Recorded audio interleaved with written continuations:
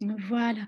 Alors, je vous disais bienvenue dans cette nouvelle rencontre inspirante dans le cadre des portes ouvertes de l'Académie des parents inspirants. Vous commencez à prendre un petit peu le pli. Je me réjouis de voir Sylvain est là aussi. Hey, hello Sylvain! Cool! C'est chouette, je vois plein de gens que je connais. Philippe est arrivé aussi. Bienvenue à tout le monde. Je me réjouis de voir que ces portes ouvertes vous portent malgré l'été, malgré la chaleur, malgré que peut-être on a envie de penser un petit peu à autre chose qu'aux défis qu'on rencontre dans notre parentalité. Et voilà, j'avais à cœur de vous féliciter pour votre engagement auprès de vos enfants, auprès aussi de vous-même comme parents, et d'être dans cette recherche de mieux-être. Ah, ça fait trop plaisir, Sylvain, que tu sois là. Pourquoi je vous dis ça? Je vous le dis quand même, Sylvain, Flavie sont 2 membres et Bertrand sont 3 membres de ma formation professionnelle. Donc, c'est chouette de les voir là, c'est cool. C'est cool. Mais ils ont eu aussi des enfants. Voilà, ceci explique donc cela, des grands ou des moins grands. Ok, alors, les rencontres inspirantes, si c'est la première fois pour vous, bonsoir Rachel, que vous regardez le replay ou pour vous qui êtes là en live, les rencontres inspirantes, c'est quoi? C'est un espace d'échange bienveillant, toujours sécurisé, puisque je vous le rappelle, la vidéo n'est diffusée qu'aux membres de ma communauté qui ont rejoint les portes ouvertes. Donc, les vidéos des rencontres inspirantes ne sont pas diffusées ni sur les réseaux sociaux, ni sur des endroits où vous ne souhaiteriez pas que ce soit le cas. Donc, sentez-vous en confiance et en sécurité. C'est important pour moi de vous offrir ce cadre-là. Et puis, c'est un espace dans lequel on discute, on parle de ce qui se passe dans vos vies de famille, des défis que vous avez à relever en ce moment, des questions que vous avez, des situations. Hello Sophie! Sophie, elle n'en manque aucune non plus. Coucou, bienvenue! Voilà, donc c'est un espace d'échange pour vous. Donc, c'est un espace où je vais vous donner davantage la parole, bien entendu. Les rencontres inspirantes, elles font partie pleinement de l'Académie des parents inspirants. C'est l'espace que je préfère de l'Académie parce que c'est l'espace où je suis en direct avec vous. C'est l'espace où on peut partager, échanger, que je peux vous voir, que je peux voir vos sourires, que je peux voir vos regards, que je peux aussi voir quand il y a un truc qui ne va pas, que je peux aussi vous soutenir de manière plus individuelle. Donc, c'est vraiment mon espace préféré.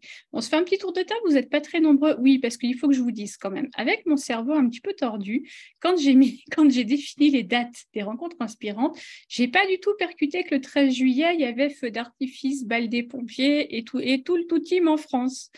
Donc, j'ai reçu plein de messages des membres de l'Académie, entre autres, me disant « Mais Séverine, ce soir, je ne suis pas là. » Donc, voilà, on a les meilleurs, on va se dire ça, on a réussi à garder les meilleurs ce soir. Tant pis pour vous, les autres qui n'êtes pas venus. J'espère que vous pourrez regarder le replay. Et puis, il y a toujours la petite boîte de commentaires en dessous si vous avez des questions. Et puis, pour les membres de l'Académie, de toute façon, on se retrouve très vite pour la suite de l'aventure. Donc, je ne suis pas très inquiète pour vous. Et puis, au Québec, bon matin. Quelle heure est-il, Sylvain? Non, un peu plus tard quand même que le matin, là. 15 heures. Ok, donc vous avez le Québec qui est ici, la Finlande avec Bertrand. Et puis, Emmanuel, tu es en France? Ouais. Nadège aussi? Ouais. Marika, en France aussi? Oui. Oui. Oui, en temps général, mais là, je suis au Danemark. Ok. Génial. Sophie est en France aussi. Flavie est sur la Côte d'Azur en train de se faire dorer au soleil. Et puis les autres, je ne sais pas où vous êtes, mais en tout cas, j'espère que vous y êtes bien. Voilà. Aude est en train de nous rejoindre. Alors, petit tour. Vraiment, l'idée des rencontres inspirantes, c'est on est à l'aise, on est entre nous, tranquille, pas de pression. Et puis, celui ou celle qui a une situation, qui a envie de parler de quelque chose, il se lance et puis il dit, voilà moi ce que je vis en ce moment. On regarde si c'est OK avec les autres d'aller sur ce terrain-là. Très souvent, Bertrand, tu me diras si je me trompe, mais très souvent, ça résonne dans plein d'autres familles. Et donc, très souvent, on enchaîne sur les situations des uns et des autres. Alors, est-ce que ce soir... Oh, Philippe, tu as la tête en bas. T'es pas mal aussi, la tête en bas. Hein. C'est pas une question de goût, mais t'as la tête en bas. Est-ce que quelqu'un a envie de prendre la parole ce soir et de se lancer comme ça un petit peu? Nadège, peut-être? Vous m'entendez? Un peu tôt, Oui. ouais, on t'entend très bien. Oui. Écoutez, moi je suis ravie aussi de vous rejoindre ce soir. C'est donc le deuxième live auquel je participe. J'écoute avec attention, j'ai écouté le replay de celui de cette semaine également. J'écoute avec attention les conférences et tout ça. Et vraiment, alors moi, ça fait un moment que je vous suis, Séverine.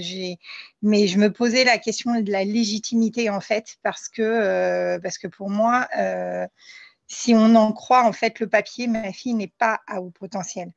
Simplement, simplement, donc on a découvert un TDAH il y a quelques mois, quelques semaines, en mars dernier, et le QI ayant été testé, QI de 93, donc il n'y a pas de… Voilà.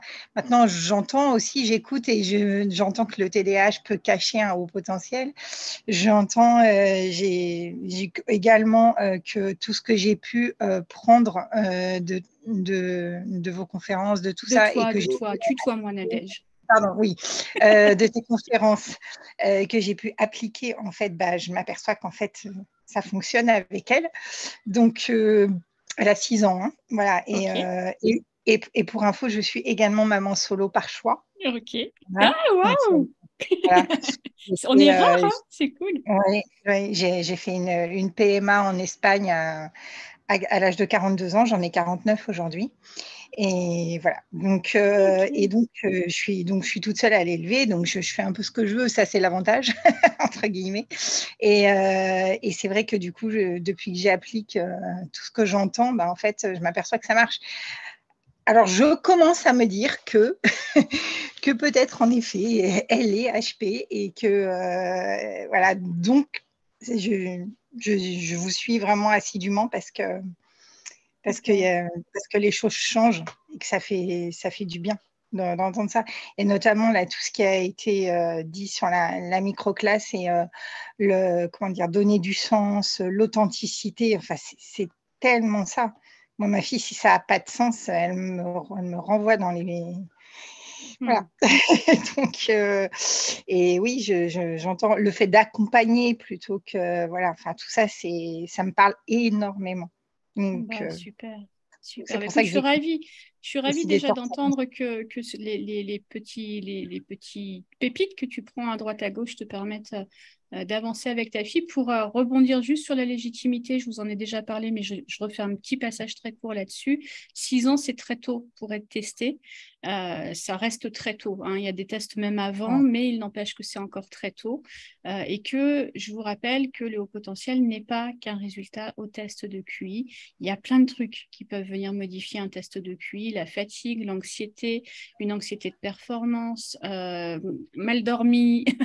Voilà, il y a plein de choses qui peuvent… Un TDAH, un manque de confiance en soi, et du coup, l'enfant peut aussi légitimement…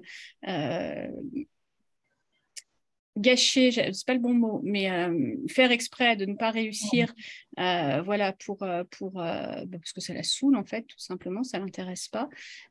Donc voilà, vraiment, moi, dans ces espaces-là, je vous l'ai déjà dit, hein, je n'attends pas le certificat, il m'intéresse pas en soi. Ce qui m'intéresse, c'est que si ce que vous entendez vous parle, de vous, de vos enfants, si ce que vous essayez de mettre en place fonctionne, vous ne posez pas plus de questions que ça, pour l'instant en tout cas. Voilà. L'intérêt ici, c'est vraiment d'avancer dans la relation avec votre enfant, d'avancer vers votre épanouissement comme parent, d'avancer vers l'épanouissement de votre enfant. Si c'est un chemin qui est OK pour vous de prendre, prenez-le. Pourquoi? Parce que le haut potentiel, c'est qu'une des caractéristiques. OK?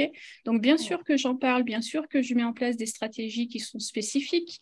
On a parlé des besoins spécifiques dans la dernière microclasse, bien entendu, mais ce n'est qu'une caractéristique. Et mes accompagnements englobent toutes les autres caractéristiques de ces enfants, leur personnalité, leur tempérament, etc., etc.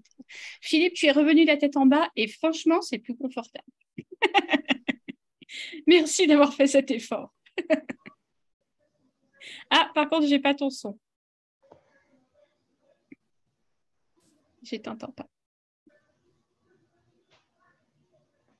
Dans les réglages de Zoom, peut-être. J'aime bien voir des papas ici. En plus, vous êtes comme en V sur mon écran. Il y a Bertrand, Sylvain et Philippe. Ça fait un V.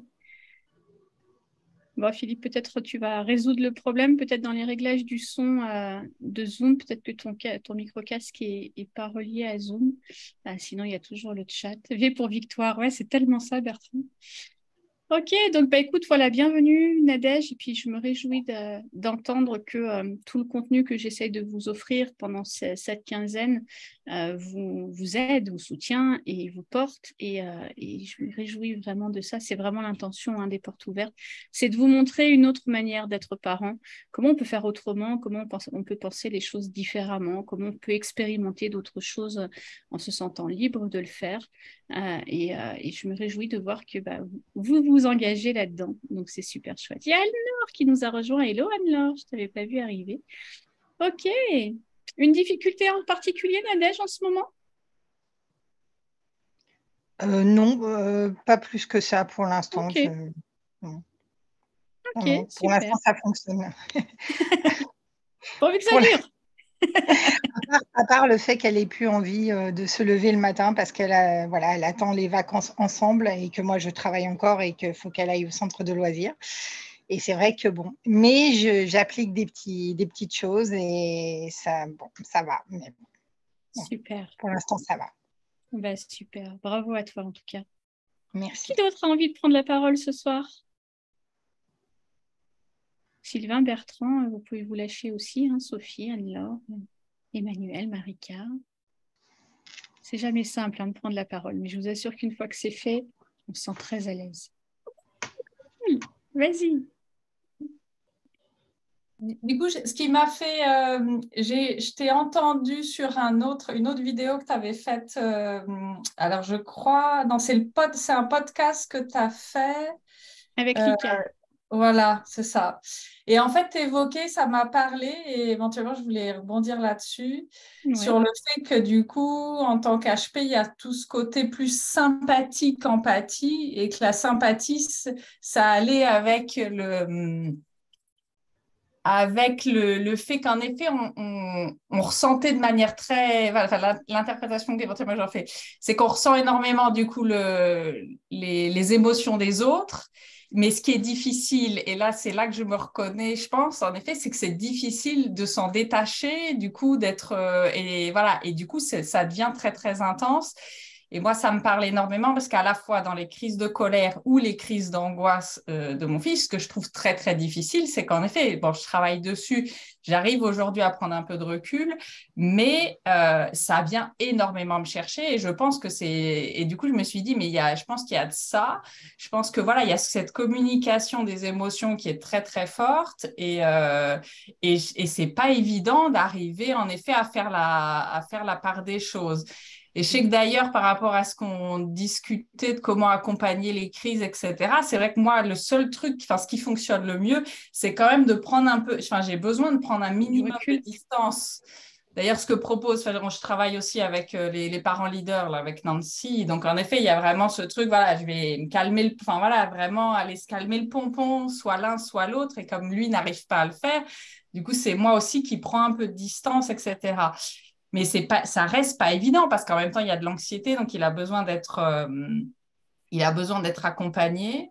Voilà, donc je voulais avoir un peu voilà, ton avis et tes commentaires par rapport à ce côté-là. Ok. Ça vous parle les autres? Qui a l'impression de plonger en même temps que son enfant dans son monde émotionnel? Je vois que Sylvain... Ouais, vas-y Sylvain, j'étais sûre que tu allais y aller.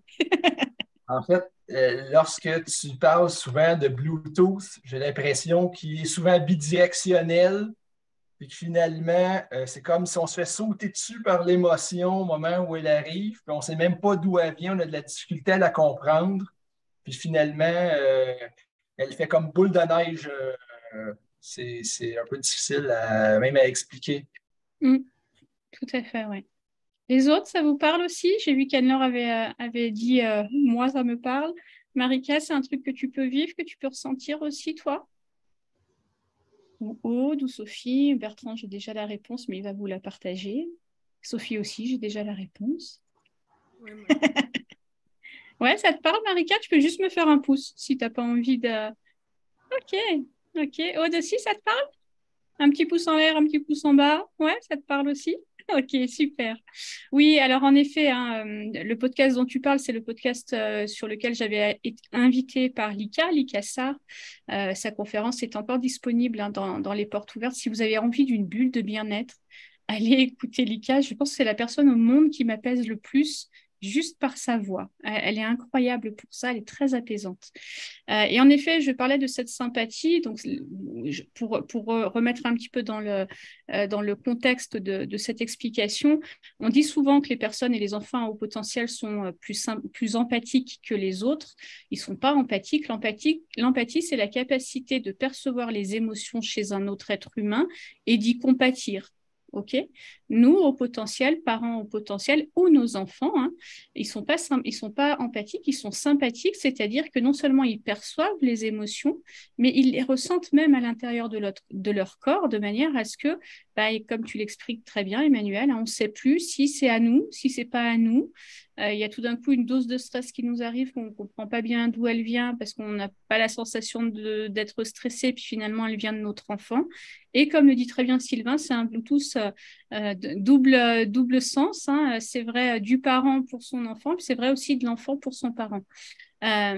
Du coup, effectivement, ce qui est difficile quand on est parent, ce qui est difficile quand on va commencer par les enfants. Ce qui est difficile pour les enfants, c'est qu'ils ont l'impression en permanence d'être assaillis d'émotions.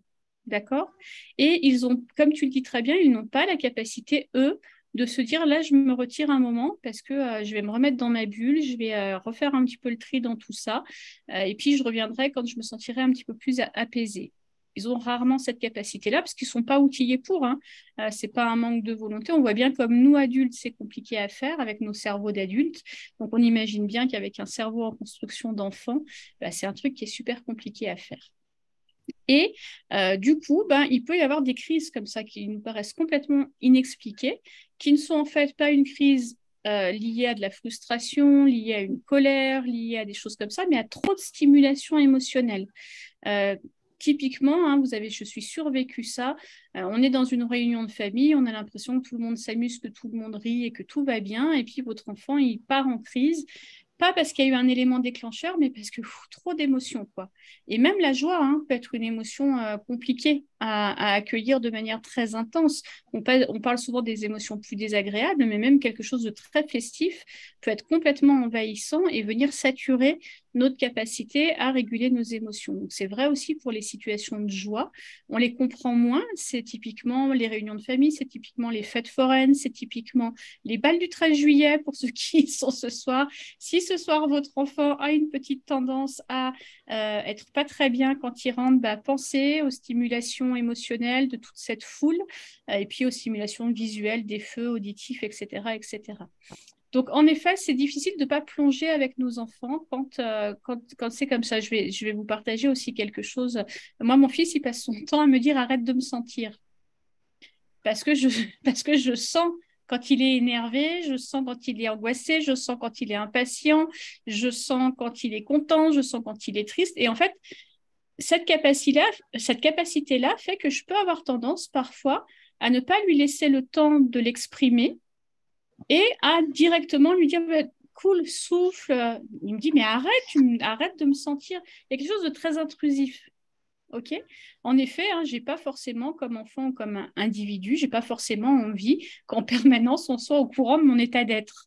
Je peux aussi avoir envie d'être impatient de faire quelque chose et puis de pas avoir envie que ça se voit. Et donc première chose pour nous, parents, soyons attentifs à avoir conscience de cette connexion sympathique et connexion Bluetooth avec notre enfant, mais ne plongeons pas trop vite avec eux, c'est-à-dire laissons-leur le droit de nous le partager ou de ne pas nous le partager quand on sent vraiment que ça vient d'eux. OK ? Ensuite, comment on fait, nous, quand notre enfant vit une situation émotionnelle intense, quelle qu'elle soit, peu importe hein, quelle est la situation émotionnelle, et que nous, ça vient nous chercher, comme tu le dis, Emmanuel. Donc, c'est typiquement, hein, mon enfant se met en colère, ça me fait monter ma propre colère, même si, en vrai, si je suis objectif ou dans l'après-coup, je me dis... Il n'y avait pas tellement de raison d'être en colère, mais j'ai capté la sienne et puis ça a fait monter la mienne et j'ai eu de la difficulté à gérer ça. on n'a pas d'autre choix comme parents, si on veut éviter ce fonctionnement-là, d'abord d'en prendre conscience pour chacun et chacune d'entre vous ce soir, c'est-à-dire d'abord de se dire, OK, quand je ressens un truc, il va falloir que je sois vigilant à prendre le temps de regarder si c'est à moi ou si c'est pas à moi. C'est pas facile à faire, c'est de l'entraînement. C'est vraiment une question d'entraînement.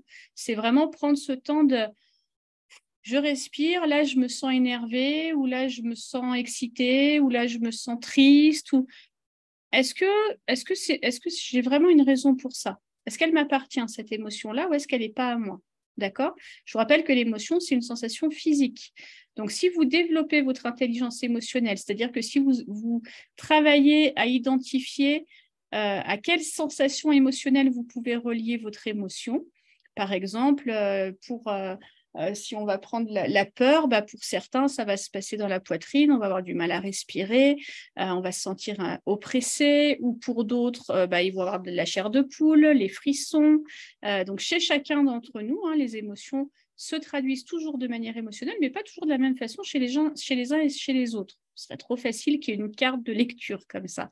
Donc, l'idée, ça va être d'abord de vous faire votre propre carte de lecture pour savoir, quand je ressens ça, c'est quoi l'émotion qui est en train de me traverser. Et puis après, je prends un petit temps pour ne pas réagir. Le piège avec les émotions, et avec les émotions plus le haut potentiel, c'est que c'est action-réaction. On a l'émotion et on réagit. Pourquoi? Parce que notre cerveau traite très vite tout ça, on n'a pas le temps, ou en tout cas notre cerveau n'est pas configuré pour prendre le temps de digérer l'émotion, de la verbaliser, etc., etc.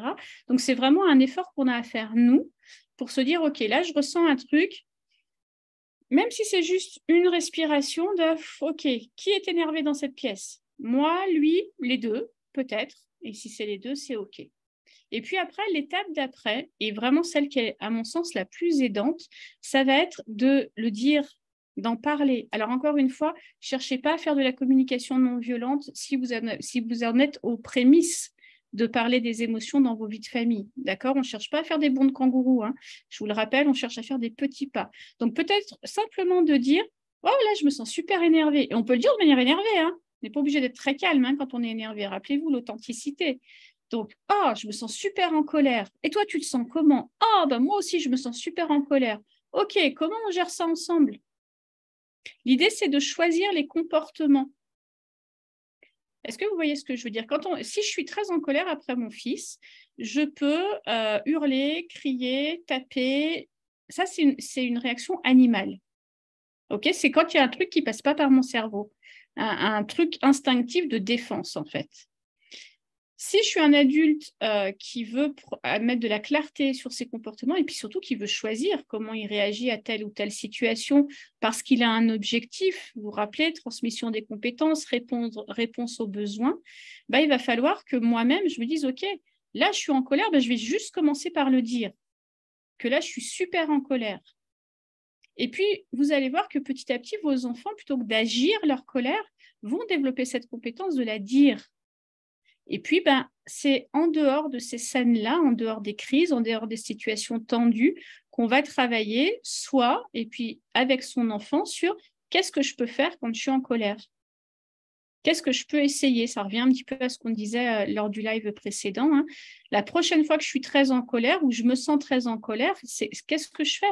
On peut avoir un signe avec son enfant. Vous pouvez définir quand maman elle est très en colère et puis qu'elle a besoin d'une pause, j'en sais rien, un clin d'œil, une tape dans la main, un truc où votre enfant il sait que là, vous avez besoin d'une pause. Ça marche très bien avec les enfants au potentiel, ils adorent ça. Moi, j'ai fait des clins d'œil à mon fils pendant des années et des années. Maintenant, il n'y a plus besoin, mais ça marchait très bien parce que c'était le signe de « là, je suis moi en colère ». Donc, qu'est-ce que ça lui permettait à lui? Ça lui permettait à lui de se dire « ok, peut-être que moi, je suis en train de sentir de la colère, mais là, c'est maman qui est en colère ». Donc, lui, il n'avait pas besoin de plonger avec moi non plus dans ma colère. On n'a pas d'autre choix que d'élever notre niveau d'intelligence émotionnelle et de montrer l'exemple à nos enfants pour qu'à leur tour, ils élèvent le leur. OK? Mais j'ai envie que vous acceptiez de défaire cette croyance qui est que pour être un meilleur modèle, pour être un parent inspirant, il va falloir que j'ai un niveau d'intelligence elle est où ma caméra? Un niveau d'intelligence émotionnelle qui soit à ce niveau-là. Si vous partez de là, visez là. OK? Et quand vous en serez là, vous viserez là.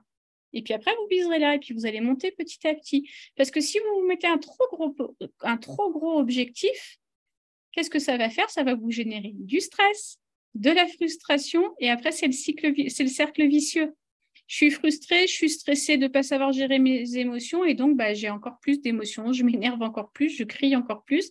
Et on obtient l'inverse. Alors que si j'en suis à, pour l'instant, je crie quand je suis en colère, OK, je vais continuer de crier, mais je vais dire une phrase qui est un peu plus chouette. D'abord. Et puis, quand j'aurai réussi à crier en disant cette phrase qui est un peu plus chouette et qui, de préférence, parle de moi, parle de ma colère, peut-être que j'essaierai de baisser d'un demi-ton. OK, mais c'est vraiment étape par étape. Est-ce que ça vous parle, ça? Alors, Flavie qui dit, j'ai connu ça aussi quand mon fils était petit. J'essayais de m'éloigner pour calmer mon émotion et lui s'accrochait à ma jambe. Oui, oui, oui. Alors, on a ça, hein, et tu le dis très bien aussi, Emmanuel, toi, c'est compliqué parce que j'ai mon émotion à gérer, et puis lui, il est en crise anxieuse, donc il a besoin que je sois là, etc. Donc, ça peut être aussi simplement de rester avec votre enfant quand vous avez des enfants qui paniquent quand vous quittez la pièce ou quand vous quittez la relation. Hein. Ce n'est pas le fait que vous quittiez la pièce, hein, c'est le fait que vous quittiez la relation. Si vos enfants paniquent quand vous quittez la relation, ça peut être de rester avec eux et de parler de ce que vous êtes en train de ressentir. Partagez-leur ce qui est en train de se passer pour vous. Ouais, Isabelle qui dit « Je suis tout à fait OK avec ça ». Merci Isabelle. Et souvent dans nos familles, on n'a pas l'habitude de ça. Pourquoi? Parce que nous-mêmes, on n'a pas été élevés comme ça. On n'a pas été élevés à exprimer nos émotions. Les petites filles qui sont là, les anciennes petites filles qui sont là ont dû plutôt être élevées à sois gentille et sois belle et tais-toi. Et t'es trop sensible, et t'es trop ceci, et t'es trop cela. Donc, on a appris en grandissant que le monde émotionnel, ce n'était pas le truc qui était le mieux à montrer, quoi. Okay, en plus, on confond encore beaucoup hypersensibilité et sensiblerie et émotivité. Et c'est relié à des trucs comme ça qui sont pas très valorisants. Profitez de votre laboratoire familial pour vous dire, OK, peut-être qu'à l'extérieur, au boulot, peut-être que je suis pas prête là à montrer mes émotions au boulot. Mais dans ma vie de famille, qui est censée être mon lieu, mon cocon à moi, je vais commencer petit à petit et avec ce que je peux pour l'instant à parler de mes émotions. Et aussi bien quand je suis joyeuse que quand ça ne va pas. Que ça devienne un sujet de conversation dans vos vies de famille naturelles. Un exemple tout simple, moi je vous invite, alors là on est en période de vacances scolaires, mais gardez ça dans un coin de votre esprit, plutôt que de demander à vos enfants ce qu'ils ont fait à l'école, quand ils rentrent, demandez-leur comment ils se sont sentis ou comment ils se sentent quand ils passent la porte. Tiens, tu te sens comment, toi, en cette fin de journée? Parce que moi, j'ai une journée pourrie. Mon patron, il m'a pris la tête. Du coup, je suis pleine de colère que je n'ai pas pu exprimer. Et toi, c'est comment, toi, pour toi, là, maintenant? Et le fait d'en parler, vous allez voir que vous allez désamorcer de très, très nombreuses situations. OK? Quelqu'un a envie de rebondir là-dessus pendant que j'allume ma lumière derrière parce que je suis déjà dans le noir? Ouais, Aude, je t'écoute.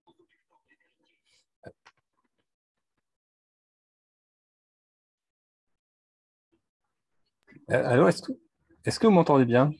Philippe, je t'entends. Ah, parfait. Cool. Ah, je finis par régler Alors, le micro Aude, je et ne la t'entends cam. pas. Si tu peux régler ton micro et puis je te prends après, parce qu'on n'a pas ton son. Ouais, Philippe, tu voulais partager un truc? Oui, alors je n'ai pas pu faire tour de table tout à l'heure, Ouais. mais pour faire bref, donc je suis père d'un enfant qui va bientôt avoir 4 ans, qui montre Okay. beaucoup de signes de haut potentiel. Pour moi, c'est assez évident qu'il l'est. Et, c'est même assez exacerbé, souvent, surtout au niveau des émotions. Et j'ai aussi l'impression qu'il est en colère d'être en colère, souvent. Ah, Et donc, intéressant. qui peut, parfois, la première chose pour l'aider à canaliser ses émotions, c'est de le faire déculpabiliser. Qu'ils comprennent que, je lui dis, tu t'es mis en colère, c'est pas grave. je vois que tu t'es mis en colère, mais c'est pas grave, on va résoudre ça, on va passer à autre chose. Et c'est déjà, ça peut être un premier pas parce que il peut y avoir des émotions vraiment très violentes et qui arrivent très vite. Je trouve en général plus vite, beaucoup plus vite que les autres enfants. Ouais. Ok. Même si Et c'est pas, disons, enfin, la gestion des émotions n'est pas ce qu'il y a de plus difficile avec mon fils, mais ok. c'est quand même un point assez important parce que si, en fait, j'ai remarqué que le plus important, c'est que de réagir tôt, parce que si on réagit pas tôt, il va aller très vite il va très vite en fait dans un Monter. cercle vicieux qui va remonter en puissance et ça va très vite, très vite dans des comportements où il peut être très violent vis-à-vis de lui-même. Ok. D'accord. Et le monde émotionnel dans ta vie de famille en général, dans le cercle familial, c'est un truc dont vous parlez? C'est un truc où toi, tu es à l'aise pour parler des émotions ou c'est un sujet qui est un peu compliqué? Ben, disons que j'ai tendance, enfin, moi-même, j'ai tendance à être assez vif dans mes émotions et à faire ben, un peu comme mon fils. Hein. Donc, parfois, c'est difficile. Voilà. Ok. Mais Ok. bon, c'est un point, effectivement, c'est un point important. Vous faites bien d'en parler. Bah, super. Mais en effet, hein, je vous invite toujours à regarder, ok, je vous rappelle que c'est normal que vos enfants ne sachent pas gérer leurs émotions. Ok, vous m'entendrez souvent le dire, mais je vais le dire aussi souvent que c'est nécessaire. C'est normal, il est pas encore outillé pour. On voit, nous, comme adultes, on est outillé pour et regardez dans les difficultés que ça nous met. Donc, imaginez un tout petit de 4 ans, de 6 ans, même de 8 ans, même de 10 ans, même de 12 ans. C'est encore quelque chose, c'est vraiment un apprentissage d'arriver à gérer ses émotions. D'accord? Et donc, déjà, ne pas pathologiser le fait qu'un enfant ne gère pas ses émotions et se rappeler que c'est normal qu'il ne sache pas le faire pour l'instant, il n'est pas encore outillé pour, il a besoin de développer cette compétence. Et comme toujours, depuis le début de ces portes ouvertes, ok, ben, je vais regarder moi, c'est quoi le modèle que je lui donne? Est-ce que moi, je suis quelqu'un qui camoufle mes émotions parce qu'elles sont tellement intenses qu'elles me font peur? Et puis, ben, j'ai grandi avec l'idée qu'il ne fallait pas les montrer, ou quelles que soient les raisons pour lesquelles, hein, vous en avez tous et toutes, d'accord, des raisons pour ça. Mais est-ce que du coup, c'est un domaine que je ne monte pas trop? Ben, si je ne parle jamais d'émotions dans ma vie de famille avec mon enfant, je ne peux pas m'attendre à ce que mon enfant exprime autrement ses émotions que de manière brutale. Il va falloir que je lui apprenne en lui montrant comment on peut faire autrement. Et j'aime beaucoup ce que tu partages, Philippe, sur la nécessité d'agir vite. Oui, je te rejoins complètement. C'est-à-dire que parfois, on se dit, il va se calmer, ça va passer, tatati, tatata. Et finalement, l'enfant, il monte en pression. Et qu'est-ce qui se passe? Vous le savez sans doute, mais quand les enfants deviennent vraiment envahis, le cerveau, il déconnecte. Ça, c'est la partie raisonnable, celle qui permet de réfléchir. OK, puis ça, c'est la partie émotionnelle. Bah, quand on est envahi d'émotions, la partie raisonnable, elle déconnecte. Il n'y a plus de lien entre les deux. Et nous, comme parents, c'est là qu'on essaye d'intervenir. C'est là qu'on essaye de dire calme-toi, crie pas si fort, ça va bien se passer. Il vous entend pas. Il laisse son Je émotion. confirme. Ça Ouais, marche c'est pas du tout ça. avec lui. Et non, Alors, il faut parce répondre qu'il exactement. laisse son émotion à ce moment-là. C'est ça. Alors, par contre lorsqu'on répond à son besoin, et parfois son besoin peut être simplement de verbaliser ou de se déculpabiliser, il se calme en un quart de tour aussi. C'est ça. C'est ça parce qu'à ce moment-là, il est encore capable de faire appel à la partie Oui, raisonnable de son cerveau effectivement. et donc il peut aller mobiliser des ressources Je trouve en qui fait sont que déjà énormes à 4 ans, hein, d'aller se reprendre. oui, effectivement. Parfois, il y a juste besoin de comprendre le C'est pourquoi ça. d'un événement. Et en fait, dès qu'il a compris le sens de quelque chose qui lui arrive, il se calme très vite, beaucoup plus vite que les autres enfants. Il peut donc il part beaucoup plus vite dans les émotions extrêmes, mais aussi il a Il cette se récupère plus capacité de se vite. calmer beaucoup plus vite.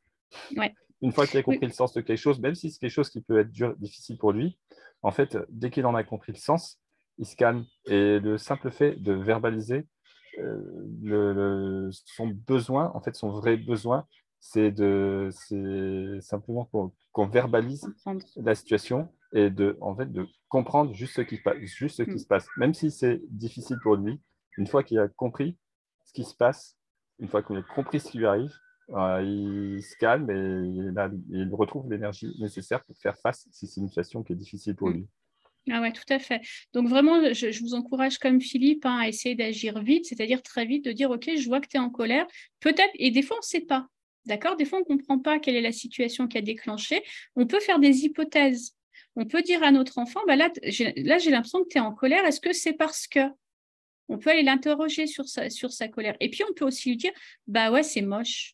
C'est vraiment pas cool, en fait, d'avoir à vivre ça. C'est vraiment... Et même tard, hein, à 12 ans, tout à l'heure, mon fils a vécu une frustration qui, à mon sens, était minime, mais qui, pour lui, était très importante. C'était commencer par lui... Plus je lui disais que c'était pas grave, plus il montait en pression. OK? Quand j'ai commencé par lui dire, bah ouais, t'es frustré, c'est super désagréable comme sensation. Bah là, on a commencé à pouvoir discuter sur pourquoi il était frustré. Est-ce que c'était une histoire qu'il était en train de se raconter? Bon, il a 12 ans, donc on peut aller plus loin dans les échanges, d'accord? Mais avec un petit, ça peut être juste déjà de commencer par reconnaître de waouh, tu as l'air super en colère. Est-ce que c'est parce que... Et là, vous allez ramener la partie raisonnable. Si elle a commencé à faire comme ça, pouf, elle revient un petit peu. Il peut se reconnecter à sa capacité à penser. Et vous le savez, les enfants au potentiel, même à 4 ans, ce qu'ils préfèrent, c'est penser. C'est un des traits caractéristiques du haut potentiel. Et donc, il va se raccrocher à ça. Il va aller rechercher du sens. Il va aller chercher la communication. Et on va éviter cette phase où c'est plus possible, c'est pas récupérable. Si vous êtes dans la phase où c'est pas récupérable, en termes de gestion émotionnelle, n'essayez pas d'intervenir en termes de ramener du raisonnable. À ce moment-là, le besoin, c'est plus le même. Le besoin, il a changé. Quand on a déjà passé cette zone-là, où on sent que notre enfant, il ne nous écoute plus, c'est typiquement quand vos enfants, dès que vous ouvrez la bouche, ils montent d'un décibel. Tu vois, mais ce que je veux dire, je vois que tu vois bien. Dès qu'il y a un son qui sort de notre bouche, hop, ça fait monter les décibels chez eux. C'est qu'ils sont plus en capacité de nous entendre. Donc là, on a plusieurs stratégies selon votre enfant, selon ce que vous sentez capable de faire. Je vous rappelle qu'il n'y a jamais la bonne stratégie. Il y a comment je me sens moi à ce moment-là et comment je connais mon enfant et comment je sais de quoi il peut avoir besoin à ce moment-là. Ça peut être pour certains enfants de les prendre dans les bras. Et puis, il y a des enfants qui détestent qu'on les touche et qu'on les tienne dans ces moments-là.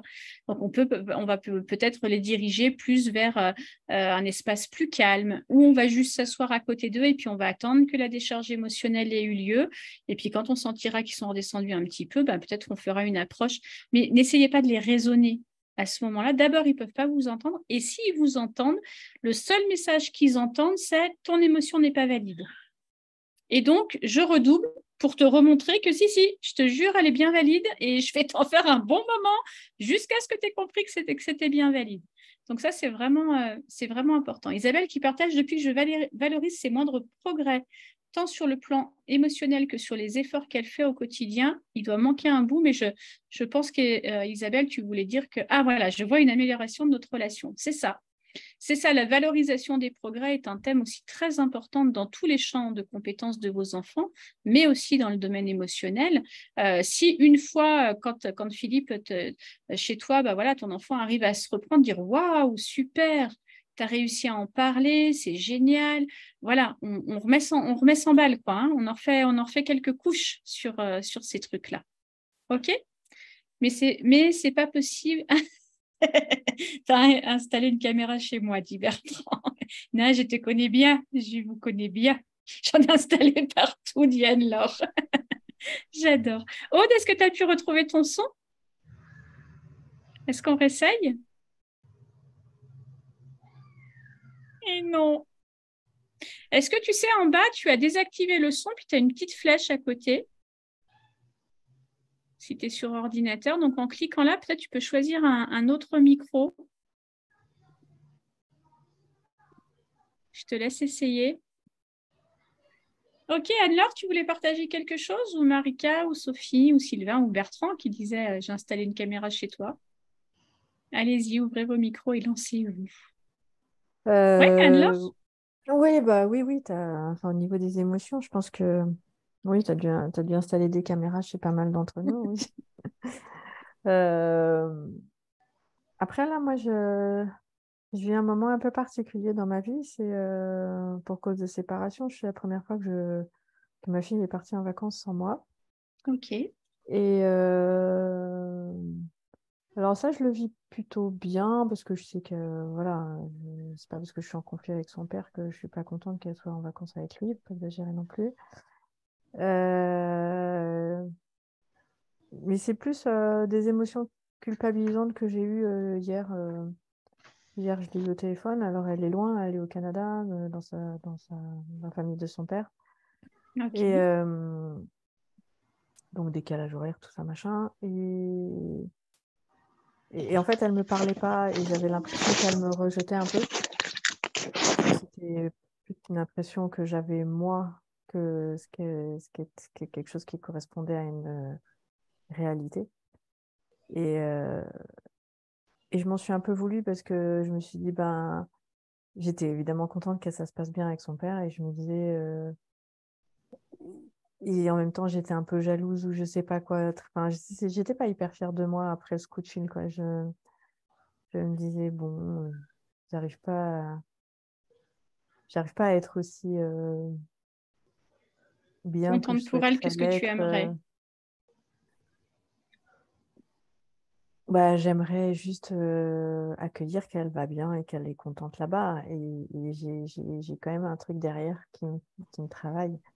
Et, et un truc vraiment.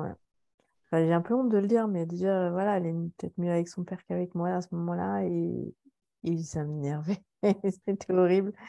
Et, à côté de ça, elle parle rarement au téléphone, en fait. Finalement, je me suis rappelé quand elle appelle sa grand-mère, j'ai toutes les peines du monde à lui faire parler, lui faire dire 3 mots. Donc après, intellectuellement, j'arrivais à me raisonner, mais dans les émotions, c'était pas facile, en fait.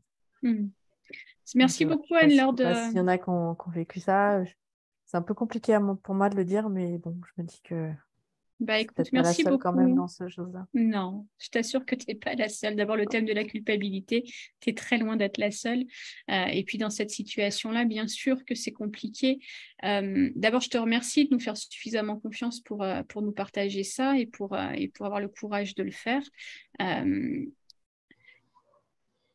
quand on est en prise avec ce genre d'émotion, où vous savez comme au potentiel, la difficulté qu'on a, c'est que notre cerveau raisonnable est très actif. Donc, en théorie, on connaît plein de trucs. D'accord? Et c'est exactement ce que tu es en train de vivre, c'est-à-dire, en théorie, j'aimerais pouvoir me réjouir qu'elle soit en vacances, que ça se passe bien. En théorie, j'aimerais peut-être ne pas avoir de rancœur envers mon ex et que je puisse être sereine avec le fait que ma fille soit avec lui, etc. Tout ça, c'est de la théorie. D'accord? Je ne sais pas si vous voyez passer des fois sur Facebook cette photo, là je vous la remettrai prochainement, tiens. Cette photo de cette petite fille avec son nounours qui est sur une route et qui dit un jour j'irai vivre en théorie parce que c'est plus facile. Mais c'est vraiment ça. Et les hauts potentiels sont très forts pour ça. On a plein des croyances, mais pas uniquement des croyances, des choses qu'on pense profondément. On est vraiment aligné et raccord avec ces pensées-là. Et on pense vraiment que c'est la meilleure chose pour nous, pour nos enfants, etc. etc. Et puis, qu'est-ce qui se passe? Il y a cette dysynchronie qui vient s'installer avec notre monde émotionnel, où ma tête est en train de penser un truc et je suis vraiment convaincue de ce que ma tête pense, mais mon corps il est en train de me dire autre chose. Et du coup, je me sens coupable. Parce que si j'arrive pas à être raccord entre ce que je pense et ce que je ressens, je suis pas une super belle personne, quoi. Si j'éprouve de la jalousie envers mon ex-conjoint, si j'éprouve une peur d'abandon de la part de ma fille qui est en train de vivre un autre moment à l'extérieur sans moi et que ça me brise le cœur en vrai qu'elle soit sans moi en train de vivre cette nouvelle expérience, c'est donc que je ne suis pas assez bienveillante, je ne suis pas assez bonne, je ne suis pas assez généreuse, je ne suis pas assez, je ne suis pas assez, je ne suis pas assez. D'accord? Pour arriver à dépasser ça, c'est vraiment important d'accueillir les deux. C'est-à-dire de se dire, OK, en théorie, voilà ce que j'aimerais. En vrai, voilà ce que je ressens. Et d'accueillir ça. Tu disais, j'aimerais accueillir qu'elle est bien là où elle est. Moi, je vais t'inviter à accueillir que c'est compliqué pour toi. C'est cet élan-là, en fait. Ce n'est pas l'élan vers elle. L'élan vers elle, il y est.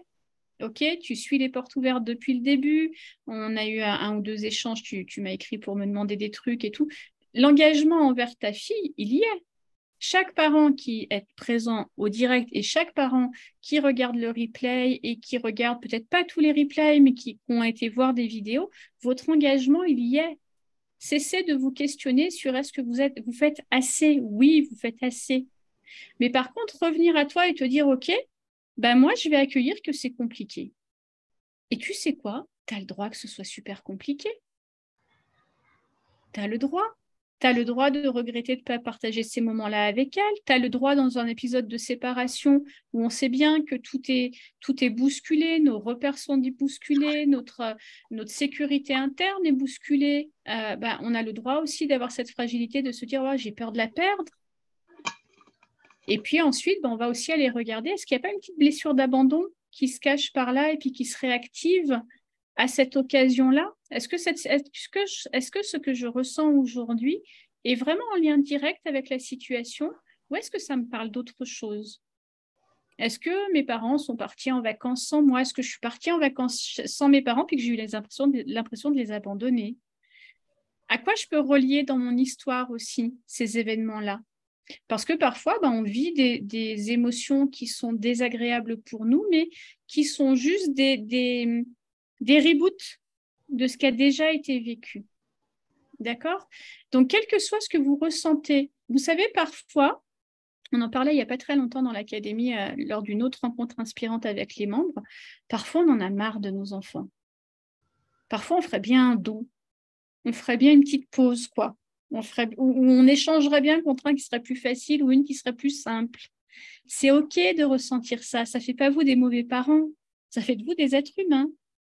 Donc, quand vous vous surprenez à avoir des pensées qui sont plutôt moches, à avoir des émotions qui ne sont pas raccord avec la personne que vous aimeriez être, moi, je vais vraiment vous inviter à vous-même vous prendre dans les bras, vous faire un gros câlin et vous dire, tu sais quoi, Anne-Laure, tu as le droit.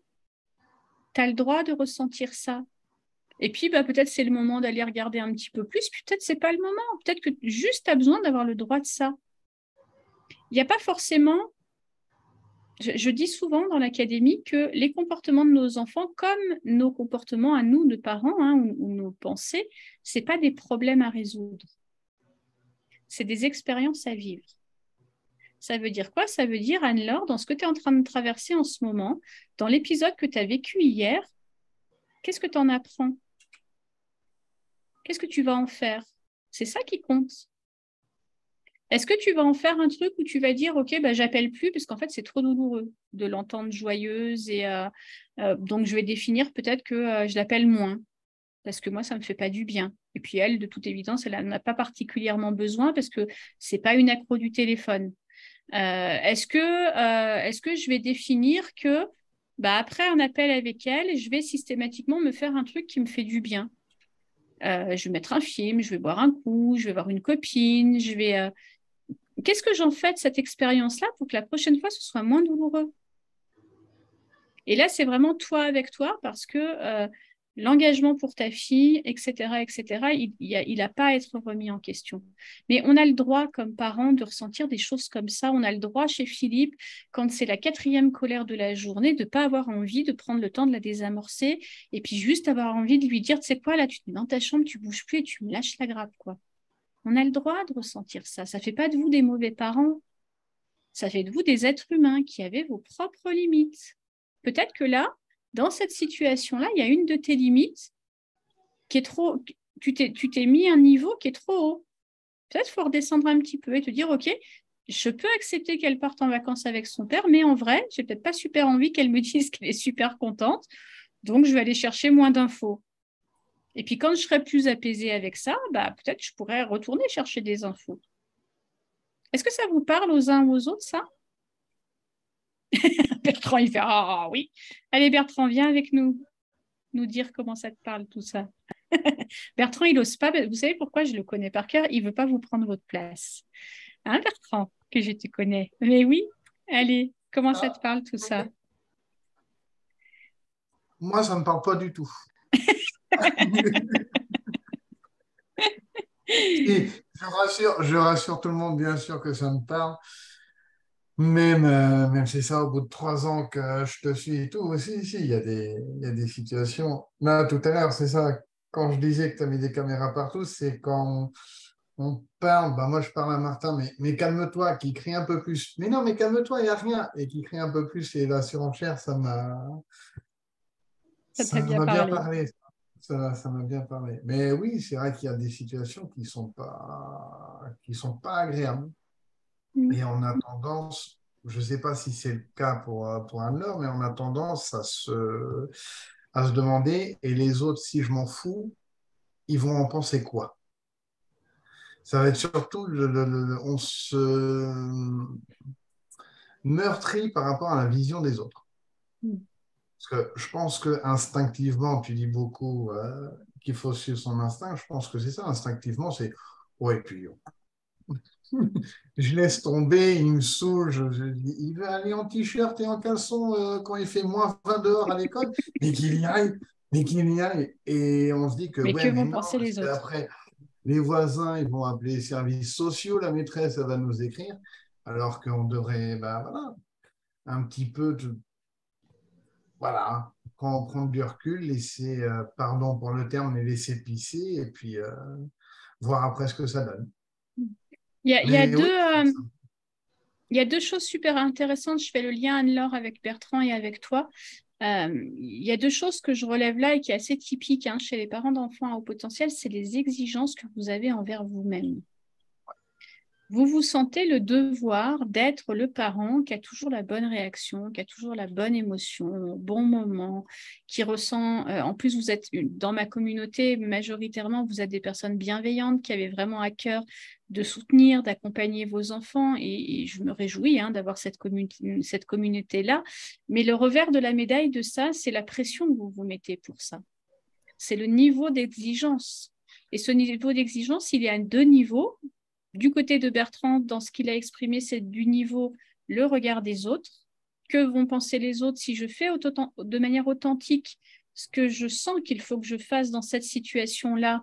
Est-ce que je vais être capable d'assumer? Est-ce que je vais être capable de regarder, de supporter le regard des autres ou les réflexions, etc. Et puis, il y a, je crois, de manière encore plus importante, le regard que vous avez sur vous-même. Et typiquement, c'est ta situation, Anne-Laure, ce niveau d'exigence que vous avez envers vous-même de je ne devrais pas ressentir ça, je ne devrais pas penser ça, et donc je culpabilise, puisque ma petite voix à l'intérieur, elle me dit tu ne devrais pas penser ça, bah, donc ça génère une culpabilité, ça fait baisser mon estime de moi, et puis bah, ça me rend malheureuse. D'accord? Donc, c'est important aussi que dans cette démarche vers plus d'authenticité, que vous baissiez vos niveaux d'exigence. Je vous le répéterai jamais assez, vous êtes déjà d'excellents parents. J'ai accompagné pendant des années des parents dont les enfants étaient placés en situation sociale difficile. Je vous assure qu'ils ne venaient pas de 21h à 23h pour échanger sur leurs difficultés. Ils étaient convaincus qu'ils faisaient déjà tout bien. Et ce n'est pas un jugement de ma part. Hein. Ils avaient leur raison pour ça, leur histoire, leur parcours. Mais ce que je veux vous dire, c'est que le simple fait d'être engagé à venir ce soir, à suivre les portes ouvertes, à vous mettre en route, à vous mettre en chemin, chez Nadège, de commencer à faire des petits pas, et je suis sûre chez Emmanuel aussi, et je suis sûre chez les autres aussi, fait déjà de vous d'excellents parents. Si vous vous réconciliez avec cette idée-là, si vous vous réconciliez sur le fait de, hier, quand je l'ai eu au téléphone, je n'ai pas pu faire autre chose que ça, et c'est OK. J'ai pas pu ressentir autre chose que ça et c'est OK. Et j'ai le droit de ressentir ça et j'ai pas à m'en sentir coupable. C'est pas confortable, c'est pas agréable et puis c'est peut-être un écart entre celle que je suis et celle que j'aimerais être. Ce que j'ai ressenti et ce que j'aimerais ressentir.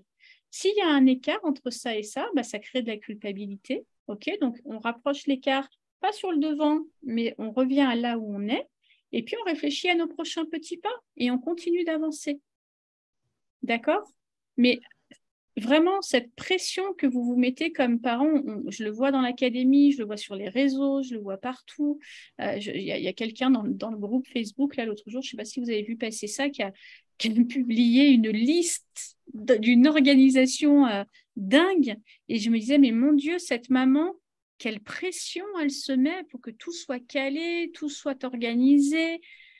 Autorisez-vous à pas à lâcher, parce que lâcher, ça veut rien dire, mais à juste être qui vous êtes au moment où vous l'êtes. C'est déjà parfait. C'est parfaitement imparfait. OK? Aude, j'ai vu que tu avais essayé de remettre un... Je veux t'avoir, Aude, on va y arriver. Hein. Ça marche? Oui. Toujours pas. Alors, ça marche, c'est bon. Ça marche, Oui, super. non, ben, moi, il y a deux vidéos qui m'ont beaucoup parlé. La première, c'était en fait le fait qu'il fallait ajuster ses émotions. Enfin, disons que moi, je ne savais pas gérer mes émotions, je ne savais pas les exprimer. Et c'est vrai que du coup, pour mon fils qui avait aussi une difficulté comme ça, on est allé voir une psychomotricienne. Et moi, j'ai travaillé en parallèle. Et c'est vrai qu'avec un psychologue, et du coup, ça m'a aidée. Et je pense qu'on a fait le chemin ensemble, mais pas vraiment ensemble, quelque part, parce que du coup, on a appris à gérer tous les deux nos émotions ensemble, mais séparément. Et il y avait une vidéo dans les discussions qui disait que justement, si on ne savait pas gérer ses émotions, on ne pouvait pas accompagner son enfant, en fait. Donc, il y avait déjà celle-là qui m'a beaucoup parlé, et aussi celle de Nancy Doyon qui avait marqué qu'il fallait, qu'il fallait faire la différence entre nos besoins et ceux de notre enfant. Du coup, j'ai une scène qui m'est revenue à l'esprit où j'ai vu mon fils qui était énervé, et moi, j'allais toujours le voir pour savoir ce qui n'allait pas, parce que j'ai un grand besoin de comprendre. Et du coup, en fait, il y a une fois où je l'ai laissé tranquille. Parce qu'en fait, quand je vais le voir, c'est un enfant qui est très expressif, qui lance les choses, qui est violent quand ça ne va pas. Et du coup, ce jour-là, je l'ai laissé tranquille. Et en fait, il a pu se calmer tout seul. Alors que si j'allais le voir, il continuait. Après, il y a encore plein de boulot. On en a déjà beaucoup progressé. Quoi. Super, Aude. Ah, je suis contente de t'avoir entendu. Oui, c'est ce que...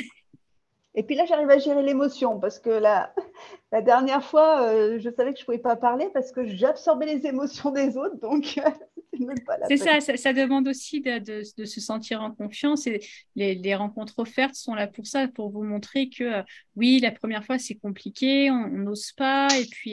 Et puis après, ça vient. Et puis, comme je vous l'ai dit, dans les rencontres de l'académie, régulièrement, certains parents craquent, certains parents pleurent, certains parents... et c'est OK, en fait. Si dans cet espace-là, vous ne pouvez pas le faire, vous allez le faire où? Et l'idée, c'est vraiment de vous offrir cet espace-là où vous pouvez juste être vous avec qui vous êtes là, maintenant, ce soir. Et qui vous serez demain. Ça ne va pas modifier votre image de vous. C'est comme une petite bulle, les rencontres inspirantes où on se pose, où on plaisante, où on pleure, où on rit, où il y a plein de choses qui se passent d'un point de vue émotionnel, mais où on est entre personnes, on sait tous qu'on peut tous à un moment ou un autre vivre ça. Et donc, il y a une bienveillance naturelle qui se dégage. OK. Ce que j'aime beaucoup ce que tu rapportes, Aude, il y a deux choses qui m'ont beaucoup intéressée. On a fait le chemin ensemble. Moi, j'adore ça. J'adore cette idée-là, quel que soit le biais que vous prenez. Vous m'entendez peut-être parfois dire que je considère qu'être parent d'un enfant au potentiel, c'est une belle opportunité de développement personnel pour nous, les adultes, parce qu'on n'a pas d'autre choix que de faire ce chemin-là si on veut accompagner mieux notre enfant plus sereinement, sans s'épuiser, si on veut le respecter pour ce qu'il est et tel qu'il est. On n'a pas d'autre choix que d'avancer, que de se poser des questions qu'on ne s'était jamais posées. Alors, c'est inconfortable. Alors, c'est ce qui nous fait dire parfois, il ne pourrait pas être un peu comme les autres. Et puis, quand je lui dis parce que ça suffit, et puis, non, malheureusement ou heureusement, moi, j'ai envie de dire heureusement, parce que j'ai envie de voir tout ça de manière très positive et très joyeuse. Heureusement, nos enfants, ils viennent nous titiller et puis ils viennent nous dire, oh, là, il va falloir que tu bouges, parce que tant que tu n'auras pas bougé, ça ira pas mieux.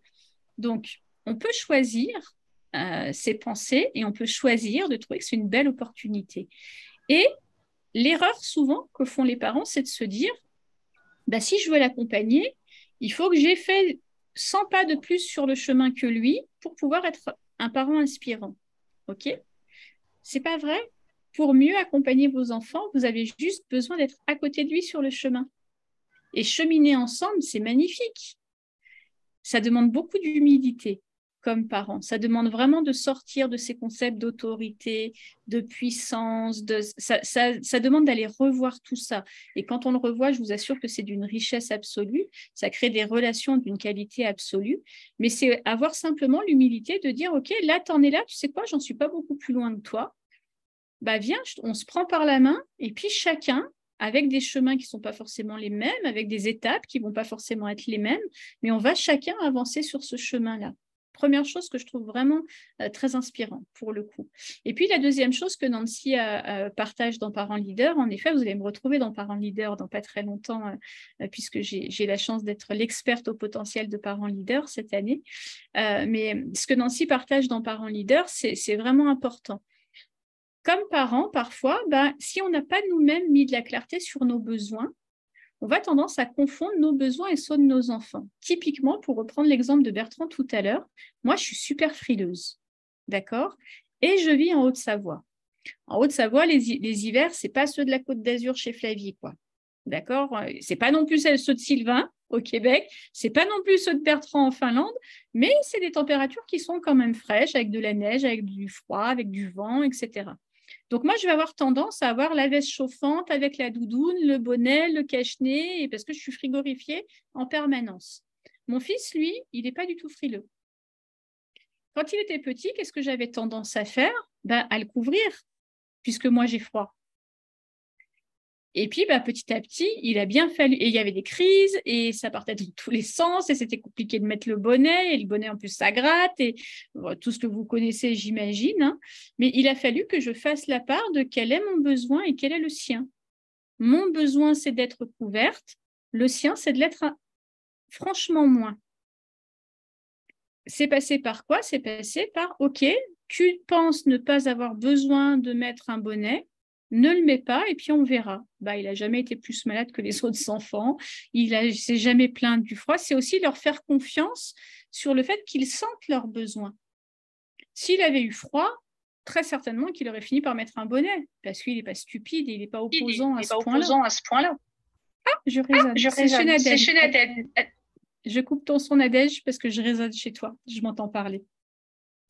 Donc oui, typiquement, hein, c'est l'exemple le plus basique, c'est comment j'arrive à certains moments où typiquement j'ai très faim et donc je vais demander à mon fils de finir son assiette. Mais peut-être que lui, il a 3 fois moins faim que moi en fait, parce qu'il a goûté, parce que c'est parce qu'il n'est pas moi. Ok ? C'est déstabilisant quand on est parent parce que ça veut dire qu'on n'a plus notre carte de repère. Si mon enfant il fonctionne exactement comme moi, je sais comment réagir, je sais comment agir pour me donner mon bulletin de bon parent. S'il a des besoins qui sont très différents des miens, j'y connais rien, quoi. Parce que moi, ce que je connais, hein, c'est mes besoins à moi. Et encore. Donc, première étape, je vais mettre de la clarté sur mes propres besoins. Je vais faire en sorte de les respecter. Entendez-moi bien, chers parents. Je vais mettre de la clarté sur mes propres besoins en vue de les respecter. D'accord? Pas en vue de les sacrifier au profit des besoins de mon enfant, en vue de les respecter.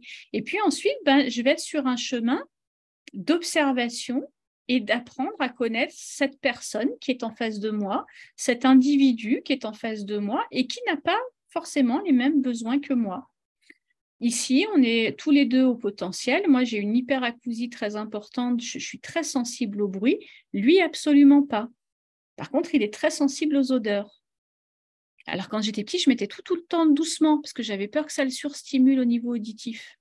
Mais c'est mon hyperacousie, c'est pas la sienne. En grandissant, il a pu me dire, mais maman, quand tu mets la télé, moi, j'entends rien en vrai. On peut mettre un petit peu plus de son. Et par contre, si je change de parfum, si je change de gel douche, si je change de shampoing, tout de suite, il est gêné parce qu'il y a une odeur nouvelle qui n'est pas habituelle et du coup, ça le perturbe. D'accord? Donc, c'est très important, merci beaucoup, Aude, d'amener ça, cette nécessité de mettre de la clarté sur, quand je lui demande de mettre un bonnet, est-ce que c'est parce que j'ai froid ou parce qu'il a froid? Et s'il a froid, même s'il a 4 ans, il ne va pas être capable de me dire qu'il a froid? Ah, je pense que si, même à 4 ans. Mais on a cette tendance-là comme parents. Donc, merci beaucoup, Aude, d'avoir amené ça. Emmanuel, tu disais une grande culpabilité de ne pas avoir une famille normale et beaucoup de questionnements sur ce qui serait le mieux.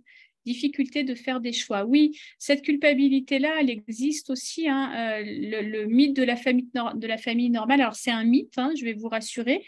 Personne n'a une famille normale. OK. À partir du moment où on est deux dans une pièce, on est deux différents. Hein. Donc, la différence, elle est partout. Si vous mettez deux familles au potentiel dans une même pièce, elles sont différentes l'une de l'autre. Juste parce que ce n'est pas les mêmes individus. Donc, on est éduqué, il y a toutes ces injonctions de la société qui voudraient nous faire croire qu'il existe une famille normale. Vous savez, ces mamans qui se réveillent le matin, qui sont déjà maquillées, pomponnées, voilà, qui sont déjà en parfait état de fonctionnement. Ce n'est pas moi, vous devriez me voir le matin. Mon fils, l'autre jour, m'a dit, je ne sais plus pourquoi on parlait de ça, on parlait d'aspect physique. Puis je lui ai dit, mais tu me trouves quand même jolie comme maman. Ouais, mais pas le matin quand tu te réveilles. Bon, tu vois, moi non plus. Le matin quand je me réveille, j'évite les miroirs aussi. Mais en tout cas, on a cette culpabilité-là. Hein, déjà, on ne fonctionne pas de manière classique. Et donc, on se remet de la pression, Emmanuel. Hein, on se remet une pression supplémentaire comme s'il fallait qu'on compense notre atypie pour qu'elle se voit le moins possible et pour se rapprocher le plus possible de cette famille normale. Je vous le dis franchement, ce chemin-là, c'est celui du burn-out parental. Parce que vous allez vous y épuiser, parce que ça n'arrivera jamais. C'est le chemin idéal du burn-out parental de vouloir rejoindre un idéal qui n'est pas le vôtre. C'est en retournant à plus d'authenticité, à plus d'amour pour vous-même, à plus de bienveillance pour vous-même, pour qui vous êtes, pour qui est votre enfant. Je sais que c'est compliqué le regard des autres, j'en ai souffert pendant des années, je m'en suis détachée, mais ça a pris du temps. Mais je sais que c'est compliqué le regard des autres. On est des animaux sociaux, on vit au milieu des autres.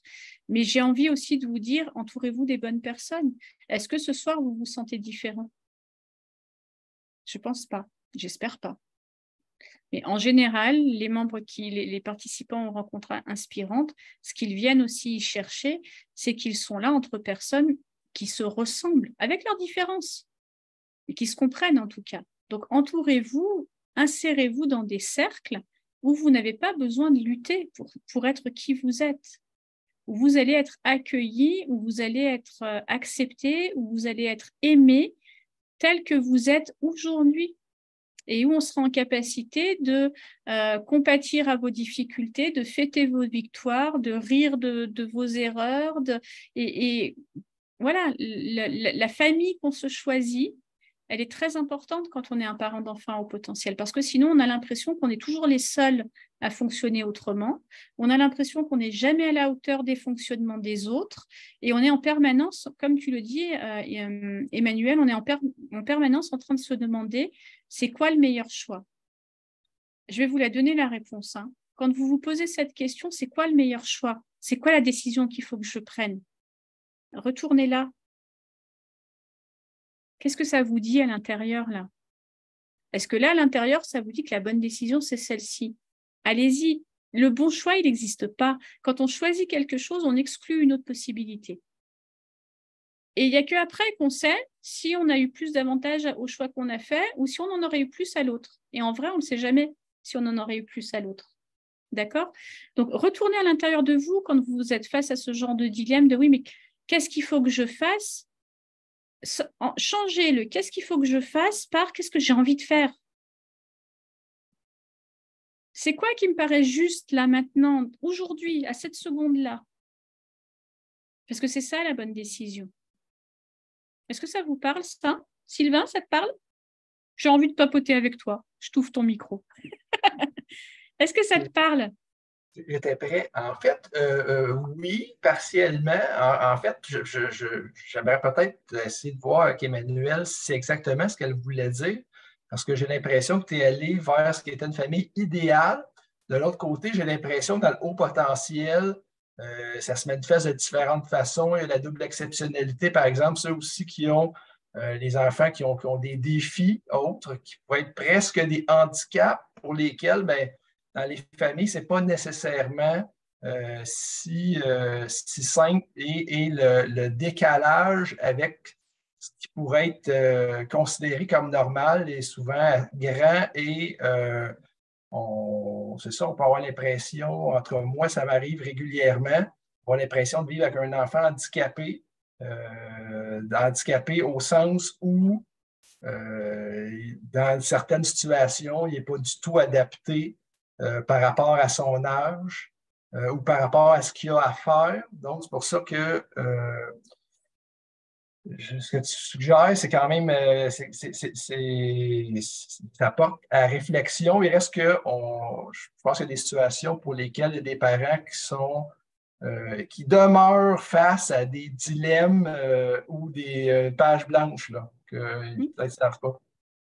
Oui, alors j'aime bien la nuance que tu amènes hein, sur ce côté d'inadaptation, mais en vrai, de mon point de vue, mais bien sûr que ça ne reste jamais que mon point de vue, hein, même face à une inadaptation, même face à un réel handicap, parce qu'il y a aussi des hauts potentiels qui ont des handicaps, il y en a qui cumulent comme ça. La meilleure réponse à qu'est-ce que je dois faire, c'est toujours ce que vous sentez qu'il est bon de faire pour votre enfant. Parce que il n'existe aucune méthode, en tout cas du point de vue de la parentalité, hein, je précise ça, je ne parle pas du tout du point de vue de la prise en charge des troubles ou de ce genre de choses. Du point de vue de votre parentalité, il n'existe pas de méthode qui va vous donner la bonne chose à faire. Ça n'existe pas. Quel que soit, j'ai même envie d'aller plus loin, tu vois, je dirais même si on ne parlait pas d'enfants à haut potentiel, et pour le coup, j'ai accompagné des enfants déficients intellectuels avec troubles du spectre autistique pendant des années, la bonne décision pour les parents, c'était quand même celle-là. C'était quand même ce qui leur paraît juste et bon à faire à ce moment-là. Tu vois Ouais, tu voulais intervenir? En fait, je suis d'accord avec toi que c'est très certainement le parent qui a la réponse. Encore faut-il que réponse il y ait aussi à un moment donné, parce que le parent peut, dans ses émotions ou face à une situation qui le déconcerte complètement, juste pas savoir quoi faire. Oui, j'entends aussi ce questionnement-là, c'est-à-dire ce moment où je me sens tellement, moi, en difficulté à titre individuel dans mon rôle de parent, que je ne me sens plus en capacité de prendre une décision raisonnable. C'est ça que tu veux dire, Sylvain? Oui, c'est sur ce chemin-là? En partie, c'est sûr que si on allait sur un exemple très spécifique, on pourrait nuancer, mais en gros, oui. OK. Il ne reste pas moins que la décision que je vais prendre à ce moment-là sera la meilleure que je peux prendre à ce moment-là avec qui je suis à ce moment-là. Et donc, et après, dans l'après, quand j'aurai repris mes esprits, quand je serai plus calme, quand j'aurai reconnecté la partie raisonnable de mon cerveau avec mon cerveau émotionnel, je pourrai repenser à la situation en me disant, OK, comment j'aurais aimé faire les choses autrement? Et comment je vais pouvoir me créer un truc qui va me permettre de, la prochaine fois, me rapprocher de ça. Mais vous n'êtes pas, encore une fois, vous n'êtes pas des parents violents, vous n'êtes pas des parents maltraitants, vous n'êtes pas des parents toxiques pour vos enfants. Et donc, même si vous êtes plein de votre émotion, même si vous êtes dépassé par votre émotion, vous n'allez jamais prendre une décision dramatique.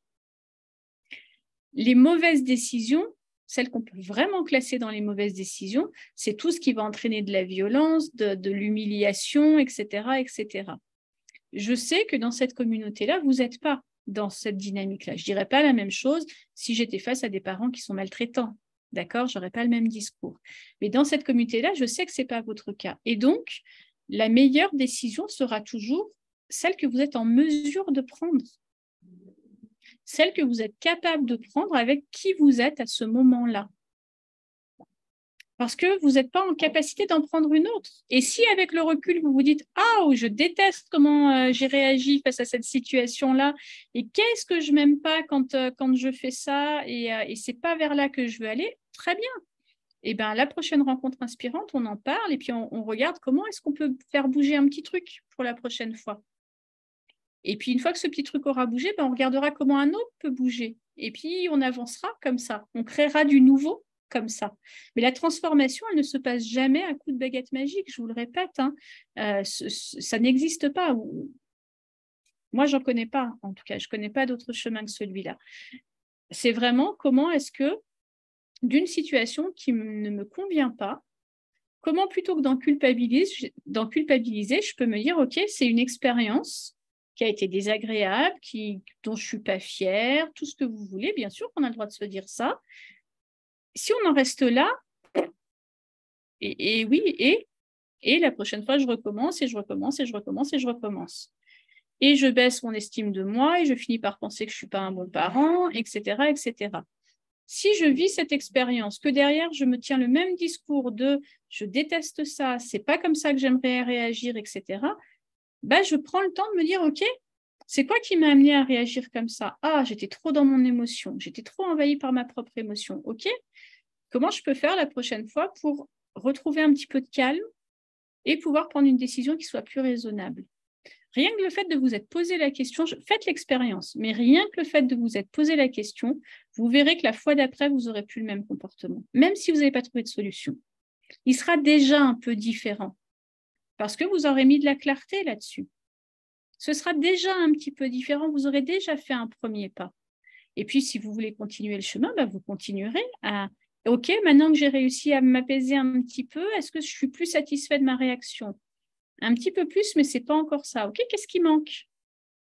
Il manque peut-être dans ma façon de dire les choses. C'est pas comme ça que j'aimerais dire les choses, mais c'est comme ça que ça sort. Ok, comment je peux m'entraîner à dire les choses autrement? Et petit pas par petit pas, on vogue, on navigue vers cette meilleure version de nous-mêmes. Ok? Est-ce que ça vous parle, tout ça, qui a envie de prendre la parole? Je vous laisse prendre la parole.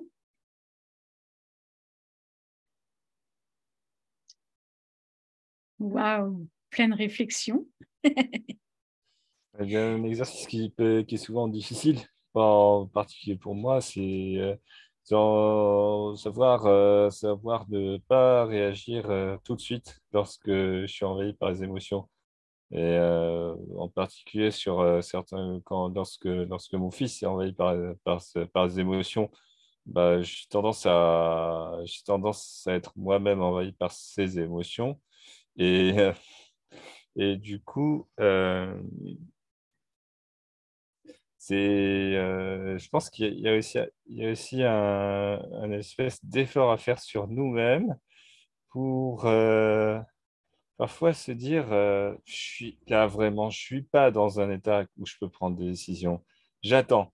Alors, parfois, c'est vrai que c'est pas possible de le faire tout le temps. Il faut quand même faire quelque chose tout de suite. Mais dans ce cas-là, j'irais essayer d'en faire, d'aller le plus possible dans le sens du poil, de ne pas mettre de résistance lorsqu'on est dans un état émotionnel où on n'est pas en mesure de raisonner correctement, et quitte à se dire plus tard, de remettre, d'essayer de recadrer l'enfant, mais plus tard, quand on a repris un peu nos esprits.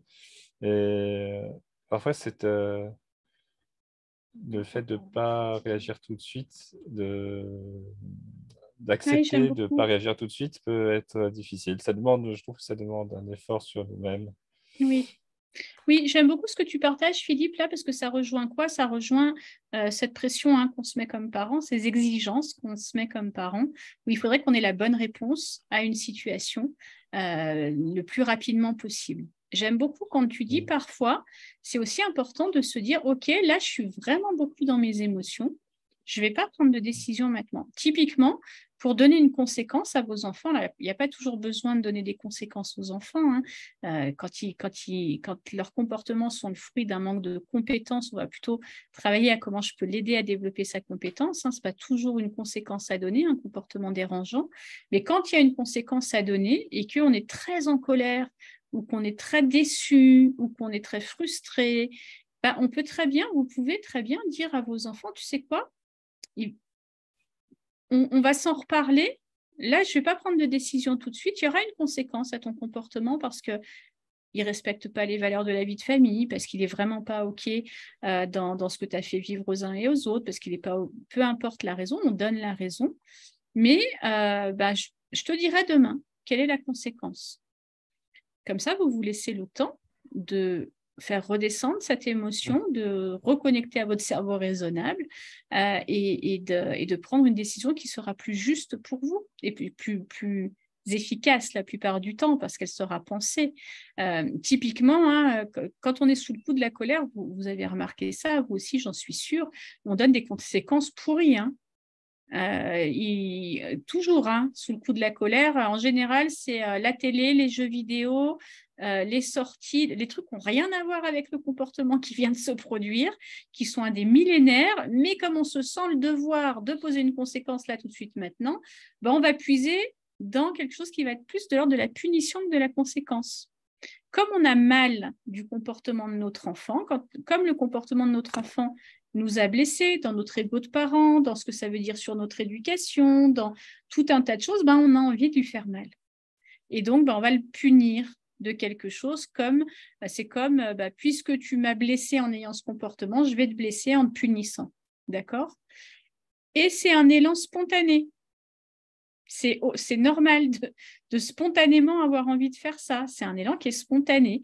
Et j'aime bien quand tu dis que oui, parfois ça demande, quand on se voit pris là-dedans, de se dire stop, pause, je ne suis pas d'accord avec ton comportement. On peut le dire de manière très énervée, hein, quand on est très énervé. Je ne suis pas d'accord avec ton comportement. Demain, je déciderai, ou dans 1 heure, ou dans 2 heures, je déciderai de ce qui va se passer par rapport à ce comportement. On n'est pas obligé d'être dans l'immédiateté. Certains enfants, ils n'aiment pas ça, hein, je ne vais pas vous le cacher. Certains enfants, ça les angoisse de ne pas savoir ce qui va leur tomber sur la tête et ils peuvent devenir presque harceleurs hein, dans ces moments-là.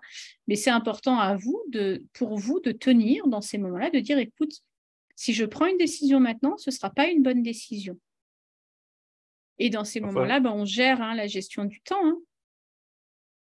Ça peut inciter à réfléchir, d'avoir ce délai. Parfois, ça peut générer des angoisses, mais ça peut aussi inciter à davantage d'introspection. Complètement. Et dans cette dynamique d'introspection, vous pouvez aussi, selon l'âge de vos enfants, en tout cas selon leurs compétences, parce que l'âge, on s'en fout un peu en vrai, et selon ce que vous sentez qu'ils sont capables de faire, les associer à ça.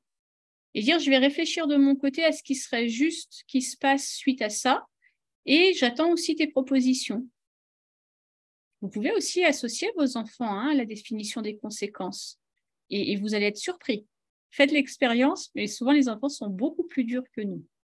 Vous allez être surpris sur les conséquences qu'ils estiment méritées au regard du comportement qu'ils ont eu.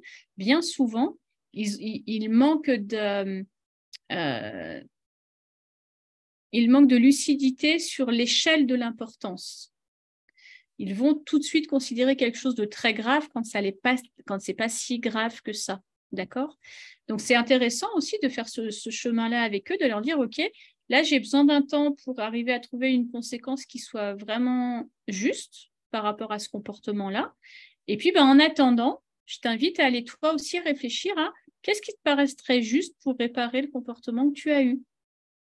On peut les lancer dans une dynamique avec nous, ça leur permettra de ne pas laisser monter l'angoisse sur qu'est-ce qui va se passer, puis ça leur permet aussi quelque chose de très important qui est la capacité de se dire c'est pas parce que papa a été en colère, c'est pas parce que maman a été en colère, c'est pas parce que j'ai eu le bon comportement que la relation est brisée. Il va se passer un truc parce qu'il faut qu'il se passe quelque chose, mais je suis encore en lien direct avec mon parent puisqu'il m'associe dans la recherche de conséquences. Donc, il n'y a pas de rejet. Hein. La différence, hein, petit rappel, la différence entre la conséquence et la punition, c'est que la conséquence, elle vise à réparer, ok, alors que la punition, elle vise à humilier ou à faire mal ou à blesser. La punition, elle vise à ce que l'enfant ait peur de reproduire le comportement pour ne plus vivre le désagrément de la punition. La conséquence, elle vise à faire prendre conscience à l'enfant que son comportement a eu des conséquences et que donc il doit les assumer et les réparer. On n'est pas du tout dans la même logique. D'accord ? Mais on peut parfois être... Et puis je vous rappelle, hein, 70-30. Donc si 30% du temps, vous avez donné une punition, ben, libre à vous aussi, hein, dans l'après-coup, d'aller en parler à vos enfants. Vraiment, moi, je vous invite à partager vos mondes intérieurs avec vos enfants. OK ? C'est vraiment j'ai pris une mauvaise décision, je peux très bien le lendemain aller dire à mon enfant, tu sais quoi, hier, j'étais vraiment sous le coup de la colère, la décision que j'ai prise, elle ne me convient pas, donc je vais y repenser, puis je vais en prendre une meilleure. Parce que là, ce que j'ai décidé, ce n'est pas OK, en fait. Ce n'est pas juste. Ça me paraît pas juste au regard de ce qui s'est passé. Je sais que ça demande de faire prendre d'humilité, mais vous allez gagner dans la relation de confiance avec vos enfants. Encore une fois, vos enfants, ils n'ont pas besoin de parents parfaits. Hein. Ils ont besoin d'un être humain en face d'eux. Et si vous avez encore la croyance que vous avez besoin d'être parfait pour vos enfants, je vais vous raconter cette petite anecdote que je raconte très souvent, qui est celle d'un enfant que j'accompagnais dans une maison, en France on appelle ça à caractère social, donc des enfants qui sont placés. Un jeune, il avait 7 ans, qui était brûlé aux cigarettes, qui était battu à la ceinture. Les 2 parents souffraient d'alcoolisme, donc ne géraient rien face à leurs enfants. Et ce petit garçon, il fuguait pour rentrer chez lui régulièrement parce qu'il voulait être avec ses parents. OK ? Même s'ils étaient maltraitants, même si c'était vraiment difficile ce qu'il vivait là-bas. Son élan était d'être avec ses parents. Les enfants vont toujours préférer une relation de mauvaise qualité avec un parent que pas de relation du tout. Donc, puisque vous n'êtes pas des parents maltraitants, considérez-vous à partir de ce soir comme de bons parents qui font de leur mieux avec qui ils sont, à l'étape de là où ils sont sur leur chemin, et puis qui vont continuer d'avancer pour se rapprocher de ce qu'ils aimeraient encore mieux être. OK ? Oui, Anne-Laure, va te reposer. J'espère en tout cas que ce petit moment t'aura apaisé un petit peu. Et voilà, super. Si ça a pu t'apaiser un petit peu, de partager ça et t'en libérer un petit peu pour passer une meilleure nuit, alors c'est super. Fais de beaux rêves, va te reposer. À bientôt. OK, et quelqu'un d'autre a envie de réagir à ça? Ou sur autre chose, si vous le souhaitez? Oui, Nadège? Hello, jeune fille. T'as pas ton son. Oui, voilà. Oui, pardon. Je reprends le micro. Oui, non, je voulais juste dire, oui, ma fille m'a rejointe. Justement, c'est un bel exemple aussi parce que moi, j'ai eu tendance à, quand il y avait des crises et que ça criait et que ça pleurait beaucoup entre nous, il y a une vraie peur qui a été décelée, c'est elle avait peur en fait que je l'aime plus autant. Parce que je criais, elle avait peur que je l'aime plus autant. Alors on a trouvé une phrase, Isée, tu veux la donner? Tu veux la donner la phrase? On a trouvé une phrase qui l'a rassurée et qui signifie bien ça, à savoir que l'humour change, mais l'amour ne change pas. Ah, l'amour ne change jamais.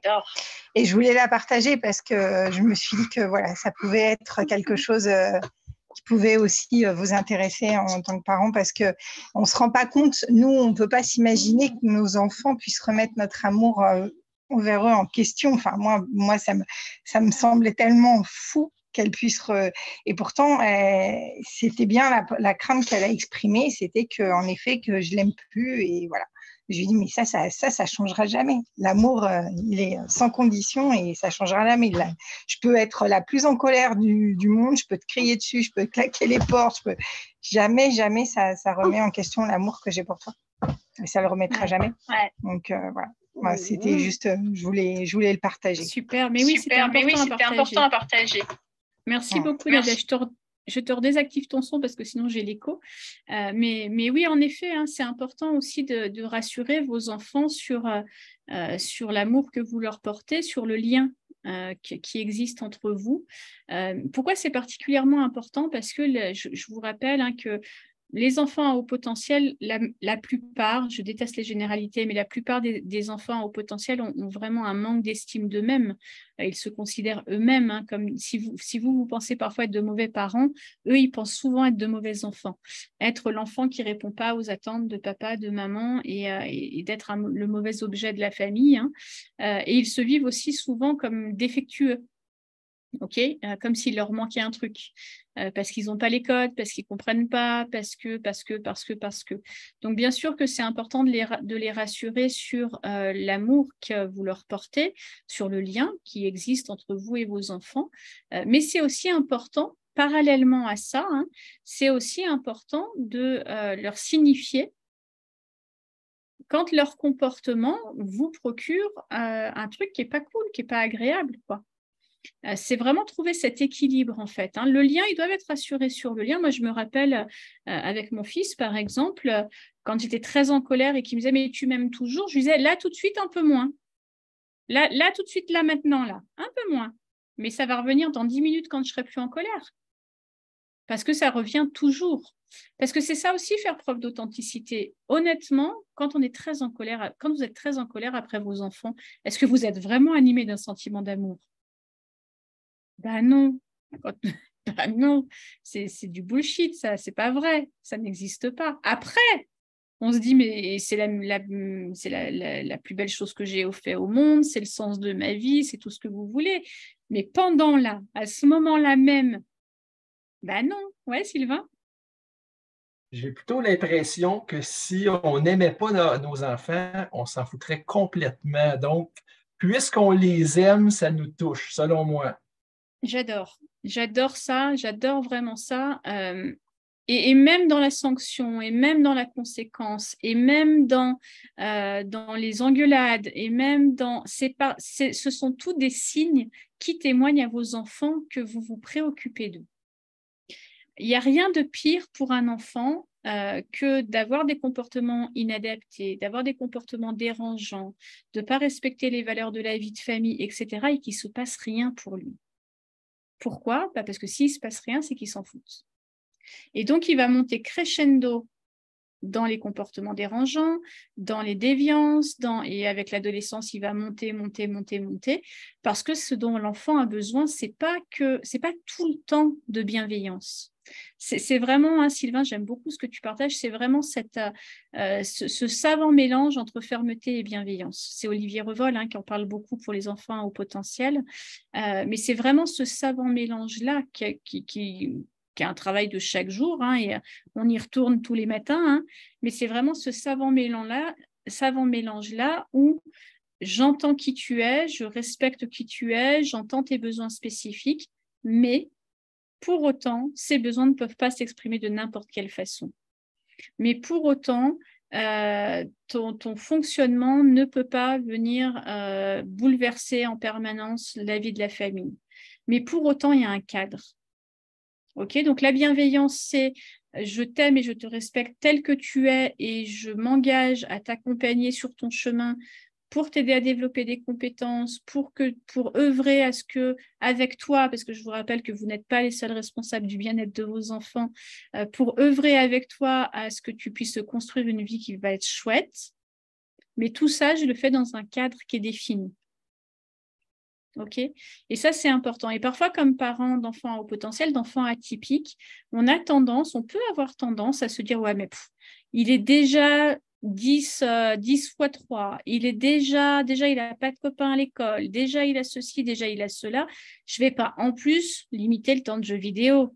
Le pauvre, il n'a déjà rien d'autre. » Je prends un exemple au hasard, ok?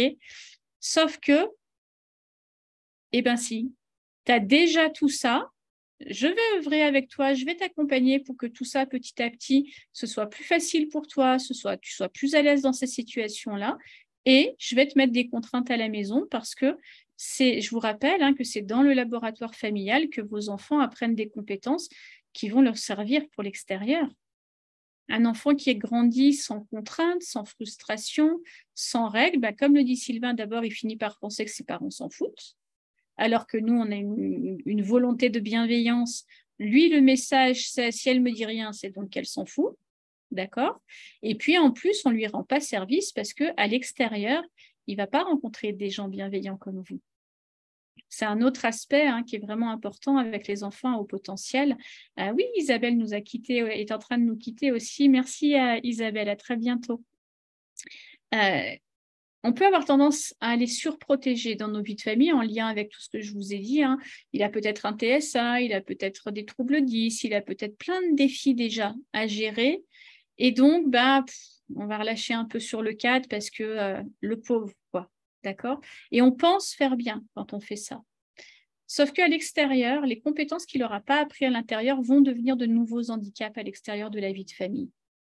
Et notre job de parents, c'est de faire vivre de la frustration à nos enfants et de les accompagner pour leur apprendre à la vivre le mieux possible. C'est de répondre à leurs besoins, mais plus ils grandissent, plus de manière moins immédiate, pour leur faire vivre de la frustration, justement, pour qu'eux, ils développent la capacité de répondre eux-mêmes à leurs propres besoins. Si on ne fait pas tout ça, quand ils se trouvent à l'extérieur, ils sont perdus parce qu'il n'y a plus papa ou maman pour arriver à compenser les compétences qu'ils n'ont pas eu l'occasion de développer. D'accord? Donc ça, c'est un autre aspect très important.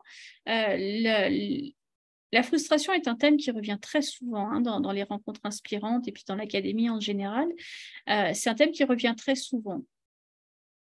On va se mettre d'accord sur un truc. À main levée, qui ici ce soir aime être frustré? On est d'accord? Personne? Eh bien, vos enfants non plus. Ça aussi, c'est un mythe. Il ne sait pas gérer la frustration. Ouais, moi non plus, quand je suis frustrée d'un truc, ça peut me mettre très en colère. Je peux aller manger une plaque de chocolat. Enfin, j'ai plein de façons, moi, de gérer de manière inadaptée ma frustration. Elles sont socialement plus acceptables, mais il n'empêche que ce n'est pas une gestion démoniaque de la frustration. Vos enfants, c'est pareil. Ils n'aiment pas être frustrés. L'être humain, en général, n'aime pas être frustré. Et c'est un apprentissage que d'apprendre à faire avec. OK? Mais encore une fois, ce n'est pas une pathologie, ce n'est pas un trouble de ne pas aimer être frustré. J'entends tellement souvent dans les groupes et partout, « Ah ouais, mais il n'aime pas être frustré. » Oui, moi non plus. Comme si c'était une pathologie en soi de ne pas aimer être frustré. Mais l'être humain, il est en permanence en quête du plaisir et en quête de l'évitement du déplaisir, non? Donc, personne n'aime être frustré, ça n'existe pas, ça. Peut-être les sadomaso. Je ne les connais pas assez, je vais me renseigner pour vous. Peut-être les sadomaso aiment ça, mais l'être humain classique n'aime pas être frustré, donc vos enfants non plus.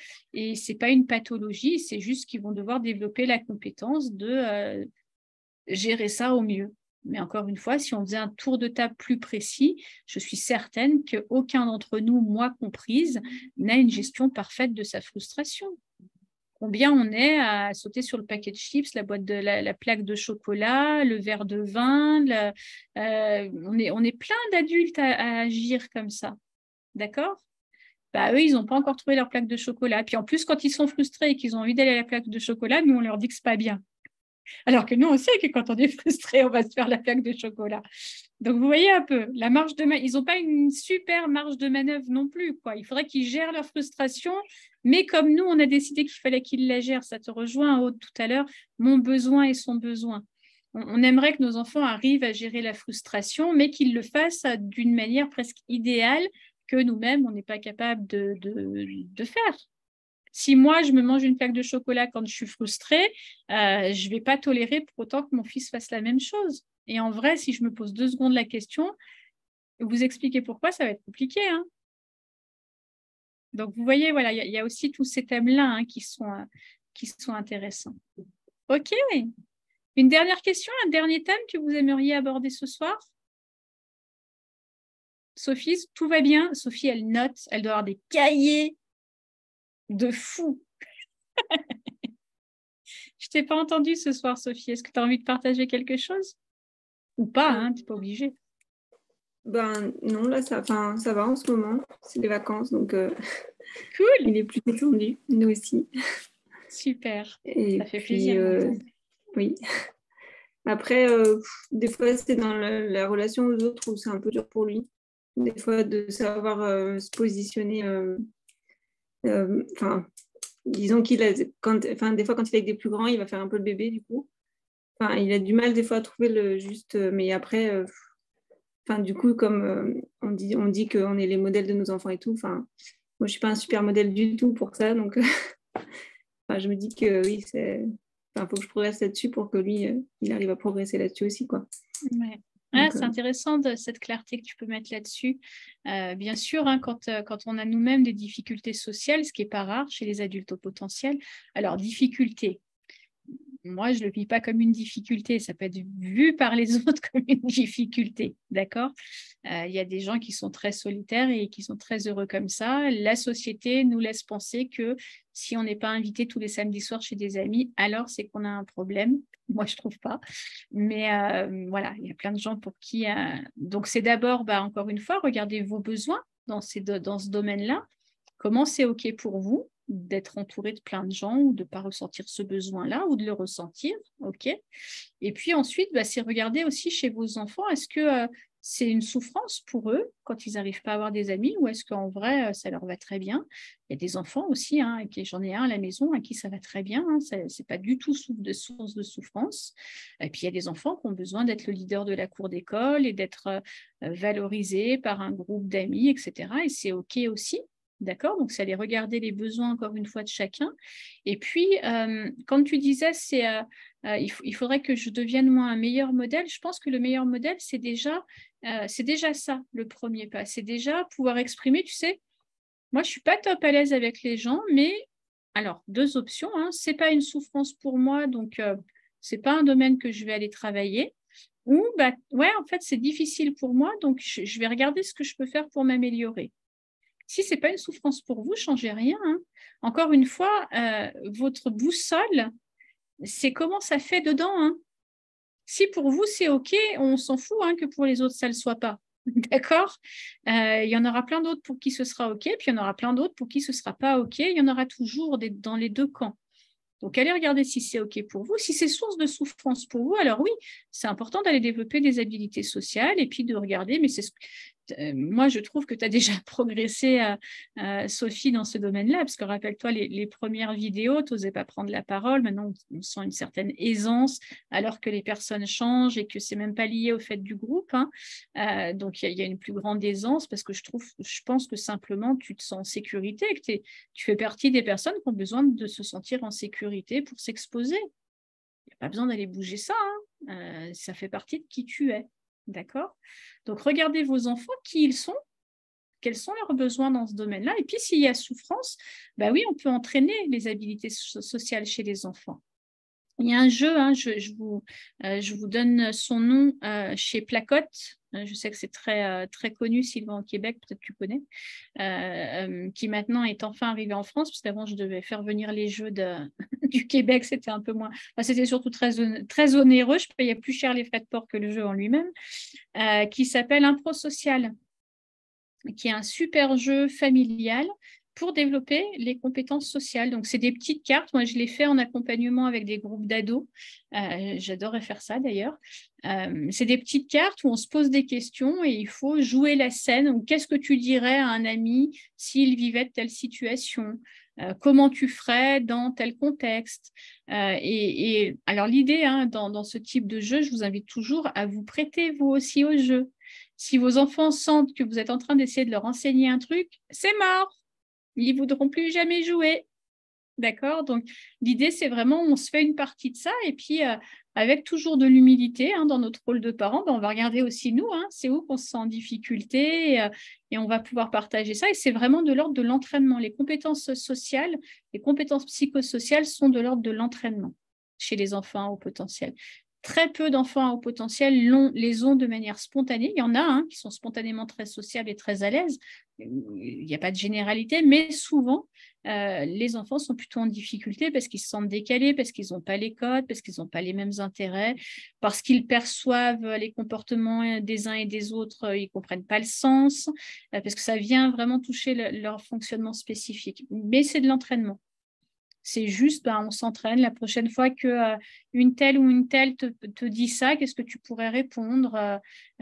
Typiquement aussi, on avait parlé avec Bertrand face à des enfants harcelés ou des enfants harceleurs d'ailleurs, pour les deux. Voilà, demain, quand tu vas aller à l'école et que tu vas rencontrer ton harceleur, qu'est-ce que tu fais? Et si sa réponse c'est « je lui mets mon poing dans la figure », peut-être que ça peut être OK face à un harceleur. Peut-être que ce n'est pas la méthode comme parent dont on rêverait, mais peut-être que ça peut être OK sur ce moment-là, de se dire ouais, c'est une manière de reprendre du pouvoir qui peut être OK dans ce contexte-là. Mais en tout cas, on peut en parler. Ouais, tac-à-tac aussi, Bertrand, absolument. Mais en tout cas, on peut s'entraîner à ça, on peut jouer à ça. Et c'est en jouant ça que les enfants développent. Le fait qu'ils ne développent pas spontanément les compétences psychosociales, souvent, c'est que dans leur jeu imaginaire, quand ils sont petits, ce n'est pas leur centre d'intérêt. Vous savez, il y a plein d'enfants qui jouent au Lego, qui font parler papa, maman, le bébé, le petit chien. Et ça, c'est très rare de voir les enfants au potentiel faire ça. Ils vont plutôt faire des Lego, ils vont plutôt faire des constructions, ils vont plutôt, ou alors être dans des mondes complètement imaginaires où le cadre social n'existe pas, pour être vraiment en totale liberté dans leur construction imaginaire. Donc, ils ne développent pas les compétences psychosociales quand ils sont tout petits. Et ça se rattrape simplement par de l'entraînement. OK. Autre chose? Ou on en reste là pour ce soir? Non? C'est bon pour vous?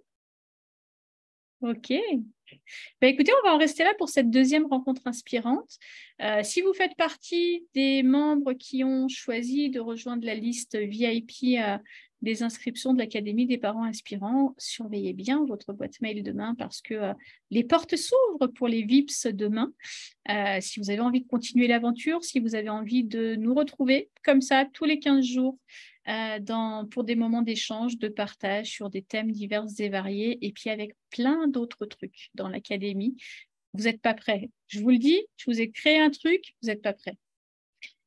Expliquez un peu plus l'académie, Emmanuel. Alors, je vais l'expliquer très en détail dimanche soir dans le dernier live, mais je veux bien t'en dire un petit peu plus déjà ce soir.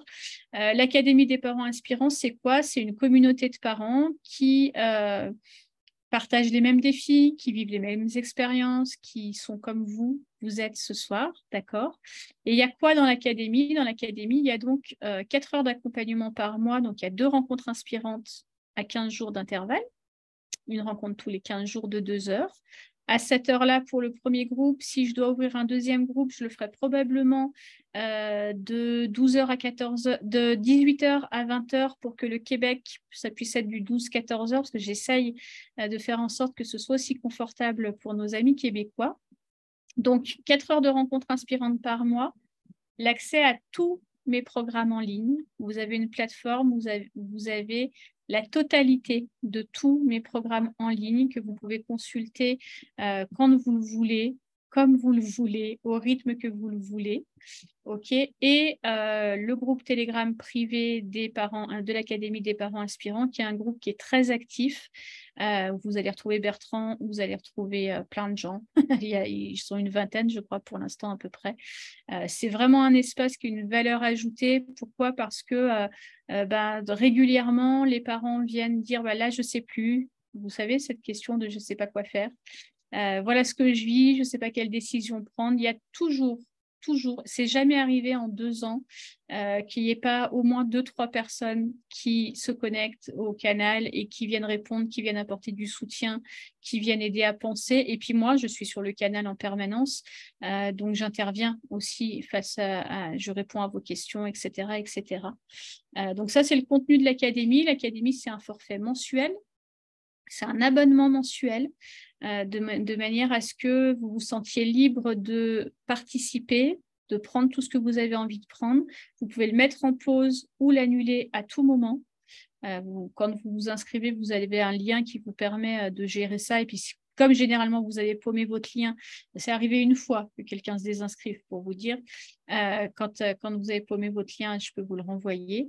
Mais voilà, et puis comme là, c'est la saison du lancement de l'ouverture des portes, il y a plein de bonus supplémentaires.